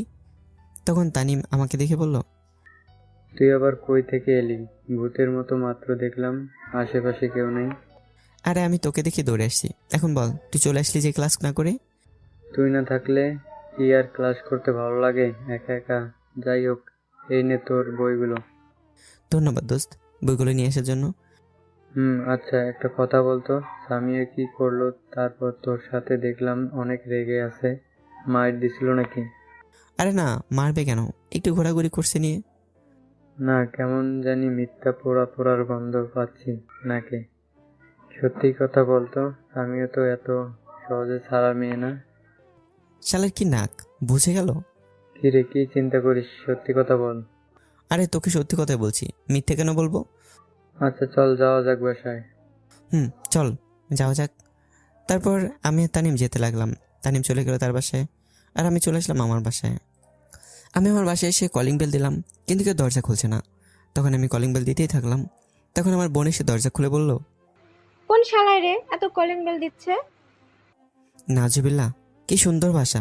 আহা, কেউ আর কিছু ভাবুক না ভাবুক, আমি তো তোকে দরজার রিনা খান ভাববই। হোক, মেরে হাড্ডি গুড্ডি সব নাড়িয়ে দিমু। শয়তান এত জোরে বেল বাজায়। তো কি করব, দাঁড়িয়ে থাকবো? সামন থেকে সর, ভেতরে যাব। তখন আমার আম্মু রান্না করতে গিয়ে বলে উঠলো, আদিবা কে আসছে? তোমার শয়তান পোলা। এই তুই স্কুলে যাসনি আজ? না, কেন যাসনি? জীবনে তোর ঘর কোনোদিন পরিষ্কার করছিস, গুছিয়ে রাখছিস? সেখানে খুশি কাপড় ফেলে রাখিস, ময়লা ফেলে রাখিস। আম্মু জোর করে পরিষ্কার করাইছে আমারে দিয়ে। কি সত্যি তুই আজ আমার ঘর পরিষ্কার করছিস? যাক, ভালো হয়েছে, তোকে দিয়ে কাজের কাজটা করাতে পারছি আম্মু একটা। পেতনি বুড়োর বউ। এই বলে আমি আমার রুমে চলে আসলাম দৌড়েই। তখন দেখি আমার ফোনটা নেই সাথে। এই যা, ফোন কোথায় রাখলাম? ওহ, মনে পড়েছে, সামের গাড়িতে পড়েছে। এখন কি করব? থাক, পরে নিয়ে আসবো, এখন ফ্রেশ হয়ে নেই। তারপর ফ্রেশ হয়ে আদিবার রুমে গেলাম। গিয়ে দেখি আদিবা বসে আছে। তখন আমি বললাম, কিরে বসে আছিস কেন? তো কি করব? আম্মুর সাথে গিয়ে রান্না কর যা। পারবো না, তুই গিয়ে রান্না কর যা। যদি সাহস থাকে তাহলে গিয়ে তুই রান্না করে দেখা। সাহস নাই, তুই এখন যা, তো রুম থেকে জ্বালাস না। এই জন্যই বলি তুই বুড়োর বউ। তখন আদিবা একটা লাঠি নিয়ে বলল, তুই যাবি নাকি লাঠি দিয়ে সাইজ করতে হবে? ঠিক আছে যাচ্ছি, ওই দেখ তোর পিছনে কি। তখন আদিবা পিছনে তাকাতেই আমি চুল ধরে একটা টান দিয়ে দিলাম দৌড়। তখন আদিবা বলল, শয়তান কুত্তা, তুই দাঁড়া। আমায় পাগলে ধরেছি নিজে, দাঁড়াবো? এই বলে দৌড়ে বাসা থেকে বের হয়ে বাইরে এসে রাস্তায় তাকাতে দেখি ঝুমুর যাচ্ছে। তখন আমি দৌড়ে তার কাছে গেলাম আর বললাম, কিরে কই যাস? আমি তো তোর কাছেই আসছিলাম। আমি অবাক হয়ে বললাম, আমার কাছে? আমি কি করলাম? আমার কাছে কি মনে করে? আমি তোকে কল দেওয়ার পর তুই তো মেসেজ দিয়ে বললি মরে আসতে, জলদি কথা আছে। কি আমি বলছি? তাহলে কি আমি বলছি? এই দেখ তোর মেসেজ। তখন দেখি সত্যি আমার মেসেজ। তখন আমি মনে মনে বললাম, বুঝতে পারছি এটা সামিয়ার কাজ। আচ্ছা এখন বল, কিসের কল দিয়েছিস? আমার সাথে একটু মার্কেটে যেতে হবে তোর। কিসের জন্য? আমার আব্বুর জন্য পাঞ্জাবি কিনবো, তুই একটু পছন্দ করে দিবি। আমি নিজের কাপড় পছন্দ করতে পারি না? তোর কাপড় পছন্দ না করতে পারিস, আমার আব্বুর জন্য তো পছন্দ করতে দিতে পারবি। তা মনে হয় পারবো। তাহলে চল মার্কেটে। এখন যাবি নাকি? এখনই চলে যাব। ঠিক আছে চল। তারপর আমি আর ঝুমুর মার্কেটে চলে গেলাম। গিয়ে দুটা পাঞ্জাবি কিনে রেস্টুরেন্ট থেকে খেয়ে বাসার উদ্দেশ্যে আসতে লাগলাম। মোড়ে আসতে দেখি সামিয়া গাড়ি নিয়ে দাঁড়িয়ে আছে, হকি স্টিক নিয়ে, তার বান্ধবী আছে সাথে। তখন ঝুমুর বলল, এর এইখানে কেন? কি জানি, হয়তো কোনো কাজে আসছে। তাই মনে হচ্ছে। হাতে হকি স্টিক নিয়ে আসছে, তার মানে কাউকে মারার জন্য অপেক্ষা করছে। আমি মনে মনে ভাবলাম তোকেই তো মনে হয় মারার জন্য অপেক্ষা করছে। এদিকে সামিয়া আমাকে ঝুমুরের সাথে দেখে রেগে আগুন হয়ে গেছে আর ফোপাতে লাগলো। তার চোখে চশমা ছিল, সেটা খুলে মাটিতে ফেলে দিল আর তার পায়ের তলায় ফেলে ভেঙে ফেললো।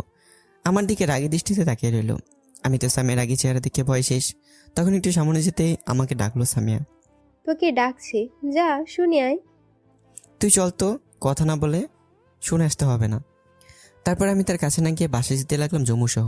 তখন সামিয়া দৌড়ে এসে আমার শার্টের কলার ধরলো আর বলল, ওই মেয়ে, তুই দাঁড়া, আমি একটু আসছি, তোর সাথে পরে বোঝাপড়া হবে। আর তুই চল আমার সাথে। এই বলে সামিয়া আমাকে টেনে অন্যদিকে নিয়ে গেল আর বলল, তুই এই মেয়ের সঙ্গে কি করছিস? কই গিয়েছিলি? কেন? তোকে বলতে বলছি। আপনি কে যে আমি আপনাকে বলতে যাব? তখন সামিয়া আমার শার্ট শুকে বলল, মেয়েদের পারফিউমের গন্ধ পাচ্ছি কেন তোর শার্টে? কি করেছিস তুই? সত্যি বল। তখন আমি চোখে দেখি কোনো গন্ধই নাই পারফিউমের। তখন আমি বুঝতে পারলাম এটা তার সন্দেহের গন্ধ। তখন স্বামী আবার বলল, দাঁড়া দেখি তোর ঠোঁটে টেস্ট কি রকম আছে, আগের মতো আছে কিনা। কি? তখন সামিয়া আমার ঠোঁটগুলো তার দখলে নিয়ে নিল আর কিস করতে লাগলো। 5 মিনিট পর ছেড়ে দিল আর বলল, না, ঠোঁটের টেস্ট তো ঠিকই আছে, মিষ্টি মিষ্টি, কিন্তু তোর শার্টে মেয়েদের পারফিউমের গন্ধ পাচ্ছি কেন? এই বলে আমার গলায় চেপে ধরলো সামিয়া। তখন আমি বললাম, আরে কি করছেন, ছাড়ুন, আমার গলা ছাড়ুন। না, ছাড়বো না তোকে আমি। না বলার পরেও কেন তুই অন্য মেয়েদের সঙ্গে ঘোরাঘুরি করবি? আমি মনে মনে ভাবলাম আমি কি বলেছিলাম তাকে, সেগুলো মনে হয় তার মনে নেই। তখন আমি আবার বললাম, আপনি কে বলার বাধা দেওয়ায়? কে আমি কার সাথে মনে চাই ঘোরাঘুরি করবো, তাতে আপনার কি? আমি বলার কে? আমি বলি কারণ তোকে ভালোবাসি, তোর সাথে অন্য কাউকে দেখতে পারি না। আমি কি বলেছিলাম আমি আপনাকে ভালোবাসি না? আমি তো তোকে ভালোবাসি। শেষবারের মতো বলে দিচ্ছি, আমি আপনাকে ভালোবাসি না বলে আমার উপর অধিকার দেখাতে আসবে না, বলে দিলাম। বাসিস না তো আমায়? না। তখন আমি স্যামের চোখের কোণে দেখলাম পানি। তখন স্যামে কান্না ভেজা কণ্ঠে বলল, ঠিক আছে যা। সামিয়া তখন আমাকে ছেড়ে দিল আর আমি চলে যেতে যাচ্ছিলাম। তখন সামিয়া আবার এসে আমাকে টেনে নিয়ে আসলো আর আমার কপালের সাথে কপাল ঘেঁষে কান্না ভেজা কণ্ঠে বলল, আমি না পারছি তোকে ছাড়তে, না পারছি তোকে ছাড়া থাকতে। বিশ্বাস কর, একটি মুহূর্তের জন্য তোকে ছাড়া ভাবতে পারছি না, থাকতে পারছি না। অনেক ভালোবাসি তোকে। এই বলে সামিয়া আমার ঠোঁটগুলো তার দখলে নিয়ে কিস করতে লাগলো। 10 মিনিট পর ছেড়ে দিল আর শক্ত করে জোরে ধরে কাঁদতে লাগলো। কিছুক্ষণ পর ছেড়ে দিল আর দৌড়ে কাঁদতে কাঁদতে চলে গেল। সামিয়া তার গাড়ি নিয়ে সোজা তার বাসার উদ্দেশ্যে যেতে লাগলো। আমি তখন দাঁড়িয়ে রইলাম চুপ করেই। তখন সামিয়ার বান্ধবী এসে বলল, আপনি কেমন মানুষ বলেন তো? একজন মেয়ে পাগলের মতো ভালোবাসে আপনাকে, আর আপনি তাকে বারবার ইগনোর করছেন, তার ভালোবাসা ফিরিয়ে দিচ্ছেন। ছি, মানুষ সবকিছু সহ্য করতে পারলেও তার ভালোবাসার মানুষের কাছ থেকে আঘাত সহ্য করতে পারে না। আসলে আপনি তার যোগ্য না। অতিরিক্ত ভালোবাসে বলেই আজ তাকে কষ্ট দিয়ে ফিরিয়ে দিচ্ছেন। জানতে পারি তার কারণ কি ফিরিয়ে দেওয়ার? আমি চুপ করে রইলাম। ও, আপনি তো পড়ে আছেন সিনিয়র জুনিয়র নিয়ে, তাহলে পড়ে থাকেন তাই নিয়ে। একদিন বুঝতে পারবেন তার ভালোবাসা। ও, আরেকটা কথা বলি, সামিরা আপনাকে কবে থেকে পছন্দ করে জানেন? 1 বছর আগের থেকে, কিন্তু কখনো বলতে পারেনি, তাই আমাদের বলতো আর নজর রাখতো। কিন্তু আপনাকে আজ 6 মাস ধরে ভালোবাসার কথা বলেছে, পিছনে ঘুরঘুর করছে, পাগলের মতন ভালোবাসে, আর আপনি ওকে ইগনোর করছেন। কি বলবো আর, আমার ভাষা নেই আপনাকে বোঝানোর। ভালোবাসার জন্য কোনো বয়স লাগে না, দুটি মনের মিল থাকলেই হয়। ও আপনার থেকে মাত্র 2 বছরের বড়, তাই নিয়ে পড়ে আছেন। থাকেন তাহলে। এই বলে সামিয়ার বান্ধবী চলে গেল। আমি চুপ করে মাটিতে বসে পড়লাম। তখন ঝুমুর এসে বলল, কি রে, বসে পড়লি যে মাটিতে? আমি চুপ করে রইলাম। তখন ঝুমুর আবার বলল, তোর চোখে পানি কেন বলতো? আর সামিয়াকে দেখলাম তোকে অনেক ভালোবাসে, কিন্তু শুনলাম তুই ভালোবাসিস না। একটা কথা বলি তোকে, জানিস আমি সামিয়াকে ভালোবাসি, কিন্তু কি হয়েছে জানিস? তার বড় ভাই এটা জানে আমি সামিয়াকে যে ভালোবাসি। আর হ্যাঁ, সামিয়া আমার পিছনে ঘোরাঘুরি করছে তা ঠিক। প্রথম থেকে আমি রাজি না থাকলেও পরে রাজি হয়েছি, তাকে ভালোবেসে ফেলেছি। কিন্তু কি জানিস কেন তাকে নিতে পারছি না? কেন? আমি একদিন ওই এলাকায় ক্রিকেট খেলতে গিয়েছিলাম। সেদিন ভেবেছিলাম আসার সময় সামিয়াকে বলবো ভালোবাসার কথা, কিন্তু সেদিন খেলার মাঠে আমাদের বিপরীত দলের একটা ছেলেকে সামিয়ার ভাই এসে প্রচণ্ড মারধর করে, কারণ সে নাকি সামিয়াকে পছন্দ করে, তাই তার ভাই এসে মারছে। এবং তখন সবার উদ্দেশ্য করে বলে সামিয়ার দিকে যে তাকাবে তাকে এবং তার পরিবারকে মেরে ফেলবে। তখন আমার দলের একটা ছেলে জানতো আমি সামিয়াকে পছন্দ করি, জানতে পারছিল। আসার সময় বলেছি সামিয়াকে পছন্দ করি আমি, তাই। তারপর কি হলো? সেই ছেলেটি ছিল তার ভাইয়ের লোক। তখন তার ভাইকে বলল আমি তাকে ভালোবাসি। এটা শুনে তার ভাই সেদিন আমায় অনেক মেরেছে। আমার বন্ধুরা অনেক রিকোয়েস্ট করে বাঁচিয়েছিল। তখন তার ভাই আমায় এবং আমার পরিবারকে মারার হুমকি দিয়েছে, আর বলে দিয়েছে তার সাথে যেন সম্পর্ক না হয়, ভালোবাসার তার আশেপাশে যেন না যাই। এখন বল আমি কি করব? সে যে কষ্ট পায় তা কিন্তু নয়, আমারও তো কষ্ট হয়, কিন্তু আমি কি করব বল? তারপর আর 2 মাস খেলতে যাইনি, নিজেকে পরিবর্তন করতে পারিনি। তবুও তাকে বুঝতে দিইনি আমি তাকে ভালোবেসি, ইগনোর করছি, কারণ সে যেন আমার কাছ থেকে দূরে সরে যায়। 2 মাস পর খেলতে গেছিলাম, তখন তার ভাই দেখে আবার হুমকি দিয়ে আমার ফোন নাম্বার রেখে দিছিল। তার ভাই প্রতিদিন মেসেজ দিয়ে বলে দেয় যেন তার বোনের দিকে না তাকাই, আর অনেক কিছু বলে। আর এদিকে সামিয়ার তো পাগলামি আছেই। আজ সকালে তার গাড়িতে আমার ফোন রেখে আসছি, যদি ফোনটা চেক করে তাহলে তার ভাই কি বলেছে সব জানতে পারবে সামিয়া। বুঝতে পারছি, তার ভাইয়ের জন্য দুজন মিলতে পারছিস না। হ্যাঁ। ঠিক আছে, বাসায় চল, এই নিয়ে পরে আমি একটা কিছু করব। এখন চল, এখানে বসে না থেকে। তখন আমি উঠে পিছনে ফিরে তাকাতে দেখি সামিয়ার ভাই যাচ্ছে।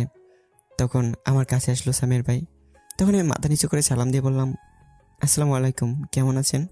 সামিয়ার ভাই সালামের উত্তর নিয়ে বলল ভালো আছি। সব ঠিকঠাক মতো করছিস তো? জি, আমি স্বামীর সাথে কথা বলি না তো। গুড। খুব তাড়াতাড়ি আর দেখতেও পারবি কেউ। কেন? সে পরেই দেখবি। শোন, আগামীকাল থেকে নিয়মিত মাঠে খেলতে যাস, সমস্যা নেই। এই বলে সামিয়ার ভাই মুচকে এসে চোখে সানগ্লাস পরে গাড়িতে উঠে চলে গেল। তখন আমি বললাম বুঝতে পারছি না যে আমায় নিষেধ করতে ওই এলাকায় ক্রিকেট খেলতে, আজ বলছে নিয়মিত যেতে। কিছু একটা তো হবে। তোর হাসি দেখে বুঝতে পারছি তোর ভুল হয়েছে সামিয়াকে বারবার ফিরিয়ে দেওয়া। তুই যদি বুঝিয়ে বলতি তাহলে ঠিক কিছু একটা হতো। এখন কি হবে? বাসায় চল, আমি আগামীকাল কিছু একটা করব। ঠিক আছে। তারপর আমি আর ঝুমুর সেখান থেকে চলে গেলাম। ঝুমুর বিদায় নিয়ে চলে গেল তার বাসায়। আমি আরও 1 ঘন্টা পর বাসায় যাওয়ার পর আমার বোন বলল ভাইয়া তুই আসছিস? তো কে আসছে, আমার আত্মা নাকি? হ্যাঁ। কে জানে, তোর আত্মা আসতেও পারে। দূর, কিছু বলা থাকলে বলতো। তোর জন্য একটা চিঠি আসছে এই ডিজিটাল যুগে। কি? বাবা, কি সে মহান ব্যক্তি যে চিঠি দিল? কি লেখা আছে রে? আমি কি জানি না কি কি লেখা আছে, অন্যের চিঠি আমি পড়ি না। ঠিক আছে দে। তারপর আমি চিঠিটা নিয়ে রুমে গেলাম। চিঠি খুলে যা দেখলাম আমি তো পরে অবাক, কারণ চিঠিতে একটা সাদা পৃষ্ঠায় রক্ত দিয়ে শুধু লেখা আই লাভ ইউ, সাথে আমার ফোনটাও আছে। তখন আমি বুঝতে পারলাম এটা স্বামীর কাজ। আমি তখন রক্ত দেখে চিন্তায় পড়ে গেলাম তার কিছু হয়ে যায়নি তো। তখনই আমার বোন আসলো আর বলল ভাইয়া ভাইয়া চিঠিতে কি লেখা আছে? প্রেমের চিঠি নাকি? আমি চিঠিটা লুকিয়ে আমতামতা করে বললাম কি কি কিছু না তো। দেখা তাহলে আমায় দেখে। না, এটা দেখা যাবে না। আরে দেখি কি আছে। বললাম তো দেখা যাবে না, রুম থেকে যা এখন। বাবা কি রাগ, আমি জানি কিছু একটা আছে, পরে দেখে নেবো ঠিকই। এবার আদিবা চলে গেল। তখন আমি সাথে সাথে স্বামীকে কল দিলাম, কিন্তু তার ফোন বন্ধ বলছে। তখন আমি আরও চিন্তায় পড়ে গেলাম আর ভাবতে লাগলাম স্বামী কিছু করেনি তো আবার? নিজে যে রাগি ডেঞ্জারাস, যদি কিছু হয়ে যায় ভয় লাগছে। আমি কি যাবো তার কাছে? আমারও তো খারাপ লাগছে। এদিকে সন্দেহ হয়ে গেছে, যাই গিয়ে দেখে আসি আর সব সত্যি কথা বলে আসি। তখন আমি বাসা থেকে বেরিয়ে পড়লাম আর স্বামীর বাসার উদ্দেশ্যে যেতে লাগলাম। কিছুটা সামনে যাওয়ার পর তানিম বলল দোস্ত কই যাস তুই? একটু স্বামীর বাসায় যাচ্ছি। কি এই সন্ধ্যায়? যাও, খুব দরকার, তুই যাবেই? ঠিক আছে চল, ফ্রি যেহেতু আসি, যাওয়া যাক। তারপর আমি আর তানিম যেতে লাগলাম। 20 মিনিট পর অবশেষে তাদের বাসায় গিয়ে পৌঁছালাম। তখন আমি বললাম দোস্ত, এখন স্বামীর সাথে কথা বলা যায় কি করে? কেন তোর মুখ দিয়ে? তোর হারামি, ফাজলামো করিস না। তুই যেমন প্রশ্ন করলি তেমন উত্তর দিছি। দোস্ত, মজা করিস না। স্বামীকে আজ বলতেই হবে সব কথা। আমি তাকে ভালোবাসি, এখন কি করে কথা বলি? তাহলে ঠাস করে চলে যা তাদের বাসায়, ভিতরে ঠুস করে গিয়ে কথা বলে চলে আয়। কিন্তু আমার যাওয়া তো নিষেধ তার ভাইয়ের। তো তুই যা, একটু গিয়ে বল আসতে। কি সাংঘাতিক, আমি যাব তাদের বাসায়? জীবনও না। বাবা, তাদের বাসায় ভিতরে গেলে মাইয়া হাড্ডি গুড্ডি নড়িয়ে দিবে। তাহলে কি করার? তাহলে ফোন করে বল আসতে। ফোন বন্ধ। তাহলে দেয়াল টপকে তার জানালা দিয়ে যা। দেয়ালগুলো দেখছিস কত উঁচু, তারপর আবার উপরে কাচের ভাঙ্গা গ্লাস দেওয়া আছে। দোস্ত, একটু গিয়ে বল আসতে। তুই আমায় শেষ পর্যন্ত পাঠাইবি? হ্যাঁ, একটু যা, হেল্প কর, তাহলে তোর কপালে সুন্দর একটা বউ জুটবে। কি বউ? আজও একটা হারামি কোলবালিশ আইলো না জীবনে, আর বউ আইব সুন্দর? আরে আসবো। আচ্ছা যা, আমি একটা তোরে কোলবালিশ গিফট দেবো। হ্যাঁ হ্যাঁ। দোস্ত, তুই সত্যি আমার? কি? তুই সত্যি আমার? আরে বলে ফেল কি। বাস দেওয়ার বন্ধু হালা, তবুও কইলি না একটা গার্লফ্রেন্ড দিমুনি। কোলবালিশ নিয়ে আসে যা, হারামি কিছু লাগবো না, যাইতাছি। ওকে দোস্ত, তাড়াতাড়ি যা। তারপর তানিম চলে গেল ভিতরে। আমি বাইরে দাঁড়িয়ে অপেক্ষা করছি। কিছুক্ষণ পর তানিম ফিরে আসলো, আর তখন আমি জিজ্ঞেস করলাম, কি হয়েছে দোস্ত? আমি গিয়ে তার ভাইকে বলছি একটু সামিয়ার সাথে কথা আছে। তখন কি বললো জানিস? কি বললো? বললো সামিয়া এখন ঘুমাচ্ছে, তাকে ঘুমের ইঞ্জেকশন দেওয়া হয়েছে, তার হাত নাকি কেটেছে, আর পাগলামি করছিল। দেখলাম তার ভাই কান্না করছে। এটা শোনা মাত্রই আমার মনে হচ্ছে কেউ ধারালো ছুরি দিয়ে আমার বুকে আঘাত করছে। আমার চোখ পানিতে চলমল করছে। তখন আমি দৌড়ে ভিতরে গেলাম, যেদিকে সামের ভাই বাইরে দাঁড়িয়ে আছে আর কারোর সাথে যেন ফোনে কথা বলছে। তখন আমি গিয়ে বললাম, ভাইয়া, আমি সামের সাথে একটু দেখা করতে চাই। তখন সামের ভাই হাতের ইশারায় বলল না। তখন আমি আবার বললাম, প্লিজ 1 মিনিট দেখবো, একটু যেতে দিন। তখন সামের ভাই আমাকে একটা দিয়ে বলল, তোকে যেতে বলছি, যা। তখন আমাকে তার লোক দিয়ে বাসা থেকে বের করে দিল আর গেট বন্ধ করে দিল। আমি বাইরে দাঁড়িয়ে কান্না করছি আর বলছি, আজ আমার জন্য এইসব হয়েছে। যদি আগে কাছে টেনে নিতাম তাহলে কষ্ট পেত না। তখন তানিম এসে বলল, থাক দোস্ত, কাঁদিস না, এতে তোর দোষ নেই, সবই তো তার ভাই করেছে, তুই তো আর কিছু করতে পারতি না। তবু আমার উচিত ছিল বলে দেওয়াটা, শুধু শুধু এতটা কষ্ট দিছি। থাক, এখন বাসায় চল, অনেক রাত হয়েছে। তুই যা, আমি যাব না, আমি এখানে আছি। এখন দেখলি তো তুই কতটা কষ্ট পাচ্ছিস, আর যখন তাকে বারবার ফিরিয়ে দিয়েছিস তখন তার কতটা কষ্ট হয়েছে ভাব। আমি চুপ করে কান্না করতে লাগলাম। তখন তানিম আবার বলল, চল বাসায়, এখানে বসে থেকে লাভ নেই, বাসায় চল, আগামীকাল দেখা যাবে। না, আমি যাব না, তুই চলে যা। দূর চল তো, এত কথা না বলে। এই বলে তানিম টেনে নিয়ে যেতে লাগলো আর আমি কাঁদতে লাগলাম। বাসার সময় নিয়ে বলল, শোন, কান্না না করে বাসায় যা, সব কিছু ঠিক হয়ে যাবে। তোকে ছাড়া সামিয়া এক মুহূর্তের জন্য থাকতে পারবে না, দেখিস আগামীকাল ঠিক হয়ে যাবে। তখন আমি চলে গেলাম সোজা আমার রুমে, গিয়ে দরজা বন্ধ করে দিলাম। কিছুক্ষণ পর আমার বোন এসে ডাকলো, কিন্তু কাজ হলো না, উত্তর দিইনি আমি। তারপর আর কেউ আমাকে ডাকেও নি। আমি সারা রাত কান্না করেছি, নিজেকে অপরাধী মনে হচ্ছে আমার। এখন আমার জন্য সব কিছু হয়েছে। আমি সারা রাত ঘুমাইনি। সকাল 9টায় আমার আম্মু ডেকে গেল, কিন্তু আমি দরজা খুললাম না। তার কিছুক্ষণ পর আবার দরজার মাঝে কেউ টোকা দিল আর বলল, নীরব, আমি সামিয়ার ভাই, দরজাটা খোলো, কথা আছে। তখন আমি গিয়ে দরজা খুলে দিলাম আর সামের ভাই এসে বলল, আমার সাথে চলো, আমার বাসায় কিছু কথা আছে। আর গতকাল চড় দেওয়ার জন্য সরি, তাড়াতাড়ি আসো। আমি অবাক হয়ে তাকিয়ে আছি সামির ভাইয়ের দিকে। তখন সামির ভাই আবার বলল, কি হলো, চলো। তখন আমি বললাম, ঠিক আছে, আমি একটু চোখে মুখে পানি দিয়ে আসছি। এবার আমি গিয়ে চোখে মুখে পানি দিয়ে আসলাম আর দুজন বাসা থেকে বেরিয়ে আসলাম। সামির ভাই গাড়ি নিয়ে আসছে। তখন আমাকে বললো গাড়িতে উঠতে। আমি উঠলাম। তখন সামির ভাই বলে উঠলো, সারা রাত কান্না করছিস নাকি? চোখ লাল হয়ে গেছে। আমি কিছু বললাম না। তখন গাড়িতে যেতে লাগলো। তখন সামির ভাই আবার বলল, শোন নীরব, আমার একটা মাত্র আদরের বোন, তুই তো জানিস আমাদের কেউ নাই, আব্বু আম্মু বেঁচে। ও, আপনাদের তো বলতেই ভুলে গেছিলাম, সামিয়ার আব্বু আম্মু বেঁচে নেই। সামিয়া পৃথিবীতে আসার কিছুদিন পর আম্মু মারা যায়। তারপর আব্বুকে আমাদের শত্রু মেরে ফেলে। তারপর থেকে মা বাবার আদর না পেয়ে বড় হয়েছি। মা বাবা ছাড়া পৃথিবীতে কতটা কষ্ট তা আমি বুঝতে পারছি। যখন সামিয়া ছোট্ট ছিল তখন থেকে আমি ওর কোনো কিছু কমতি রাখিনি। যা চেয়েছে দিয়েছি, সব কিছুই হাসি খুশি রাখছি। আমি চেয়েছিলাম একটা বিয়ে করে সামিয়াকে দেখার লোক রাখতে। আমারও মনের মানুষ ছিল, চাইছিলাম তাকে বিয়ে করতে। কিন্তু ভাগ্য কি আমার, যাকে 5 বছর ভালোবাসলাম সে আমায় ধোঁকা দিয়েছে, অন্য আরেকজনকে নিয়ে চলে গেছে। জানিস, আমি অনেক ভেঙে পড়েছিলাম, তবুও বোনটার কথা ভেবে নিজেকে শান্ত রাখছি। তারপর থেকে বিয়ে না করার চিন্তা করছি, আর রিলেশন না করার চিন্তা করছি। আর বোন যাতে আমার মতো ধোঁকা না খায় রিলেশন করে, তাই তার কাছে কাউকে যেতে দেই না। এই জন্য তোকেও সেদিন মেরেছি, মনে আছে? হ্যাঁ, মনে আছে। এই জন্যই আমি রিলেশনের প্রতি বিশ্বাস হারিয়ে ফেলেছি, এবং বোন যাতে কষ্ট না পায় সবাইকে হুমকি দিয়ে রাখছি। সবাই আমায় মাস্তান হিসেবে চিনে। এটা কেন চিনে জানিস? কারণ আমি আব্বুর মৃত্যুর প্রতিশোধ নিয়েছি, তাই সবাই ভয় পায় আমি খুন খারাপ কাজ করি। আমি এমন না, আমায় হতে হয়েছে এমন।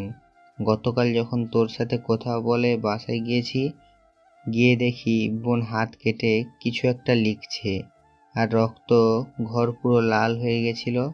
বোনটা পাগলামি করেছিল, শুধু একটা কথাই বলছে, আমি ওকেই চাই, আমার ওকেই লাগবে। তারপর অজ্ঞান হয়ে গেছিল। ডাক্তার এনে ট্রিটমেন্ট করিয়েছি, ঘুমিয়ে ইঞ্জেকশন দিল। তখনই তুই আসছিস। তখন আমার মাথা ঠিক ছিল না, বোনকে এমন দেখে, তাই তোকে মেরেছিলাম। তার জন্য সরি। এটা শুনে আমি প্রচণ্ড মন খারাপ হয়ে গেল আমার। তখন আমি বললাম, না ভাইয়া, ঠিক কাজ করেছেন, সরি বলার কিছু নেই। সকালে যখন হাতের লেখা দেখলাম তোর নাম, তখন বুঝতে পারছি তোকে আমার বোনটা অনেক ভালোবাসে। আর তুইও আগে যা বলছিলাম তার জন্য সরি। আমার বোনটা তোকে ছাড়া থাকতে পারবে না, আর তুই পারবি সব সময় হাসি খুশি রাখতে। তোর কাছে বোনটা সুখী থাকবে, তাই আমার বোনটা তোর হাতে তুলে দিলাম। আমি এটা শুনে অনেক খুশি হলাম। যখনই বলতে যাব কিছু, তখনই ড্রাইভার বলল, ভাই এসে গেছি বাসায়। তখন সামিয়ার ভাই বলল, নীরব, তুই সামিয়ার কাছে যা, আমি আসছি একটু, সেখানে নার্স আছে, যা। ঠিক আছে ভাইয়া। তারপর আমি গাড়ি থেকে নেমে বাসার ভিতরে প্রবেশ করলাম। সোজা সামিয়ার রুমে গেলাম, গিয়ে দেখি সামিয়া শুয়ে আছে, হাতে স্যালাইন লাগানো। তখন সামিয়া দেখে বলল, তুই এইখানে কেন? তখন আমি কাছে গিয়ে বললাম, সরি। কিসের জন্য সরি? নার্স, তুমি একটু বাইরে যাও, আমার কথা আছে একান্ত। তখন সামিয়া রেগে বলল, নার্স কোথাও যাবে না, তুই বেরিয়ে যা, তোর মুখ আমি দেখতে চাই না। আমি মন খারাপ করে বললাম, এমন করে বলছে কেন? আমি এমনি। এখন আর তোকে কে বললো আমার কাছে আসতে? কারণ আমি তোমাকে ভালোবাসি। কিন্তু আমি তোকে আর ভালোবাসি না, তুই আমার সামনে থেকে চলে যা বলছি। প্লিজ আমার কথা শোনো, তারপর যা বলার বলো। তোকে যেতে বলছি আমি। যাবি নাকি আমার লোক দিয়ে বের করে দিব? একটাবার বলার সুযোগ দাও, আমার কথা শোনো, তারপর যা বলবে তাই হবে। তুই যদি না যাস তাহলে আমি এক্ষুনি নিজেকে শেষ করে দিব। আমি কান্না ভেজা কণ্ঠে বললাম, প্লিজ এমন করো না, আমার কথাগুলো শোনো আগে। তখনই সামিয়ার হাতে স্যালাইন খুলে ফেললো এক টান দিয়ে। তখন রক্ত পড়তে লাগলো, আর নার্স বলল, প্লিজ আপনি চলে যান এখান থেকে। ঠিক আছে চলে যাচ্ছি, তবে এটাই বলে যাই, আমি তোমাকে অনেক আগে থেকে ভালোবাসি, কিন্তু তোমার ভাইয়ের জন্য তো প্রকাশ করতে পারিনি। অনেক ভালোবাসি তোমাকে। এই বলে আমি কান্না করতে করতে চলে গেলাম বাইরে। গিয়ে রাস্তায় হাঁটতে লাগলাম। হাঁটতে হাঁটতে একটা নদীর ধারে গিয়ে বসলাম। আমার এটা প্রিয় জায়গা, এটা আমার বাসা থেকে একটু দূরে। তখন আমি সেখানে বসে কান্না করতে লাগলাম। সারাদিন সেখানে বসে কাটিয়ে দিলাম। রাতে বাসায় ফিরলাম ঘুমের ওষুধ নিয়ে। তখন আমি বাসায় যাওয়ার পর আমার আম্মু দেখে বলল, কোথায় ছিলি সারাদিন? তোকে খুঁজতে খুঁজতে হাঁপিয়ে গেছি। আমি কোনো উত্তর দিলাম না, সোজা রুমে চলে আসলাম। আর তখন আম্মুর সাথে সাথে আসলো, পিছনে এসে বলল, বাবা, তোর কিছু হয়েছে? তোকে এমন দেখাচ্ছে কেন? প্লিজ তুমি যাও এখন, বিরক্ত করো না, প্লিজ আমায় একা থাকতে দাও, আমায় বল কি হয়েছে তোর? প্লিজ যাও তো। তারপর আমি আমার আম্মুকে রুম থেকে বের করে দরজা বন্ধ করে দিলাম। রুমের লাইট অফ করে শুয়ে কান্না করতে লাগলাম। কিছুক্ষণ পর ঘুমের ওষুধ খেয়ে ঘুমিয়ে পড়লাম, কারণ খুব কষ্ট হচ্ছিল। সব আমার জন্য হয়েছে। মাঝরাতে হঠাৎ করে আমার মনে হলো কে আমার উপরে এসে বসেছে। তখন আমি স্বপ্ন ভেবে চোখ খুললাম না, কারণ আমার রুমে তো রাতে কেউ আসার কথাই না। তখন মনে হলো কেউ 100 কেজি আটার বস্তা উপরে ফেলেছে, আর আমি সাথে সাথে চোখ খুলে ফেললাম। আর যা দেখলাম তাতে পুরো অবাক। দেখলাম আমার উপরে একজন মেয়ে বসে আছে অন্ধকারে, তার মুখ দেখাও যাচ্ছে না। তখন ভাই চিৎকার করতে যাব, তার আগেই আমার চিৎকার দেওয়া বন্ধ করে দিল তার ঠোঁট দিয়ে। আমার ঠোঁট বন্ধ করে দিল। আমি ছাড়াতে চেষ্টা করছি কিন্তু পারছি না। আমার ঠোঁটগুলো চকলেটের মতো খেতে লাগলো। 15 মিনিট পর ছেড়ে দিল। তখন আবার চিৎকার দিতে যাব, এবার মুখে হাত দিয়ে ধরে ফেললো। ওই চিৎকার দিস কেন? আমি সামিয়া। আমি তো পুরো অবাক, এই মেয়ে এখানে আসলো কি করে এত রাতে? তখন আমি মাথা নাড়িয়ে বললাম চিৎকার দেব না। তখন স্বামী বলল, সত্যি তো চিৎকার দিব না? আমি মাথা নাড়িয়ে হ্যাঁ বললাম। তখন মুখে থেকে হাত ছড়িয়ে দিল আর বললাম, আপনি এখানে কেন? হ্যাঁ, এত রাতে আমার রুমে কেন? আমি আমার বরের রুমে আসছি। কে আপনার বর? কেন? তুমি আমার বর। জানো, আমার ঘুম আসছিল না, খুব কষ্ট হচ্ছিল তোমাকে তখন এইগুলো বলে, অনেক কষ্ট পেয়েছি। আপনি তো আমায় ভালোই বাসেন না, তাহলে কেন আসছেন আবার? কে বললো ভালোবাসি না? আমি নিজের চাইতেও বেশি ভালোবাসি। তো হাত কেটে তোমার নাম লিখছি। বলো আর কি করতে হবে? তাহলে তখন এইগুলো কেন বললেন যে কষ্ট পেয়েছি জানেন? সরি, প্লিজ ক্ষমা করে দিও। ঠিক আছে, আমি তোমাকে অনেক ভালোবাসি, কিন্তু আমি জানি তো, আমার ভাইয়া বলছে, ঝুমুর বলল আর কিছু বলতে হবে না। আচ্ছা, তুমি আসলে কোত্থেকে, কি করে আসলে? সে অনেক কথা, অন্যদিন বলবো। উফ, ভুলে গেছি, দাঁড়াও 1 মিনিট। তখন স্বামী উঠে লাইট অন করে একটা লোক জানালা দিয়ে নিয়ে আসলো। আমি দেখলাম জানালা খুলে ফেলেছে, জানালা কাছে ছিল। সামিয়া মেকানিকগিরি করে পুরো জানালা খুলে ফেলেছে। আমি পরে অবাক। তখন একটা বয়স্ক লোক আসলো ভিতরে। আমি জিজ্ঞেস করলাম, ইনি আবার কে? তখন সে বলল, আমি কাজী সাহেব, বিয়ে পড়াই। দেখো তো বাবা, এত রাতে আমায় হুমকি দিয়ে বাসা থেকে নিয়ে আসছে বিয়ে করাতে। নিয়ে আসছে তাও আবার এই জানালা দিয়ে রাত 12টায়। আমি তো পরে অবাক হয়ে গেছি এই কথাগুলো শুনে। কি, এই পাগলি এটা করছো কেন? তখন স্বামী বলল, হ্যাঁ, আমি আর 1 মিনিটের জন্য তোমাকে ছেড়ে কোথাও যাব না। এখন থেকে তোমার এই বুকে মাথা রেখে থাকবো। অনেক কষ্ট পেয়েছি। আরে তাই বলে তুমি রাতে কাজী সাহেবকে নিয়ে আসবে? আমি ভাইয়াকে বলছি আজ বিয়ে করব। ভাইয়া রাজি আছে, এক্ষুনি চলে আসবে, তারপর আমাদের বিয়ে হবে। হায় রে পাগল। তুমি বসো, আমি আম্মু আব্বু সবাইকে ডেকে আনছি গিয়ে। এই রে কাম সারছে, এ না না, যেও না। আমি তো যাবই। এই বলে স্বামী দৌড়ে চলে গেল। দরজা খুলে তখন কাজী সাহেব বলল, এত সাংঘাতিক মেয়ে বাবা, আমি এমন মেয়ে আর কখনো দেখিনি জীবনে। কত বিয়ে পড়ালাম। এইবার দেখে নিন। হ্যাঁ দেখলাম।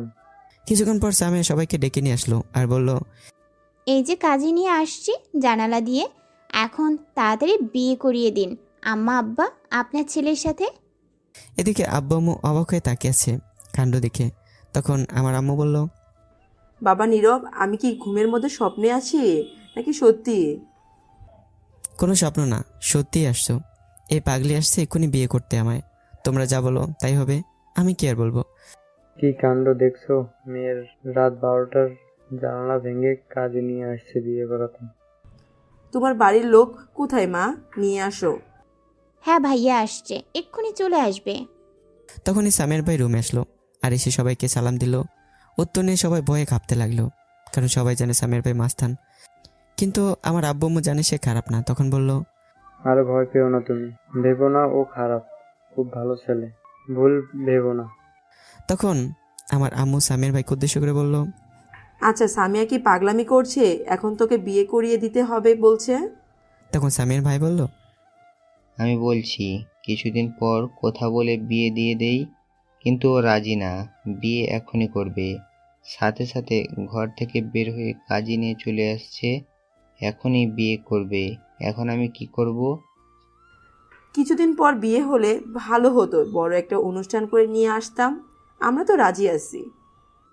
কিছুদিন পরে না, আমি এক্ষুনি বিয়ে করব। এগুলো বলে কাঁদতে লাগলো। তখন সবাই বাধ্য হয়ে রাজি হলো। তখন আশেপাশে থেকে কিছু মুরব্বী লোক নিয়ে আসলো আর কাজী সাহেব তখনই বিয়ে পড়িয়ে চলে গেল। কেয়ার করা। তখন সামিয়ার ভাই আমাদের তৃতীয় রুমে আজ রাত থেকে গেল। কিছুক্ষণ পর সবাই চলে গেল যে যার রুমে। তখন সামিয়া উঠে গিয়ে দরজা বন্ধ করে দিল আর বলল, চলো তাহলে আদর করি, এখন অনেক কষ্টের পর তোমাকে পেয়েছি, আজ সব কষ্ট দূর করে দিবে। আজ আমি পারবো না কিছুতেই। এমনিতে গত রাতে ঘুমাইনি, দিনেও ঘুমাইনি, তারপর আবার খেয়েছি ঘুমের ওষুধ, ঘুম ধরে ফেলেছে আমায়।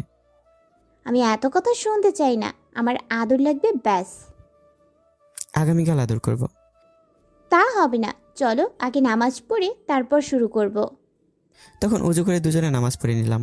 আমি ওঠা মাত্রই সামিয়া ধাক্কা দিয়ে কাটে ফেলে দিল আর ওড়না ছুঁড়ে ফেলে দিল। তারপর আমার উপর উঠে বসলো। আজ সারা রাত আদর করবে, একটু ঘুমাবে না কিন্তু। দেখা যাক কি থেকে কি হলো, বুঝতে পারলাম না। আমার বিয়ে হয়ে গেল। তো বন্ধুরা, গল্পটি কেমন হয়েছে জানাতে ভুলবেন না। পরবর্তী গল্প শীঘ্রই আসছে। আল্লাহ হাফিজ।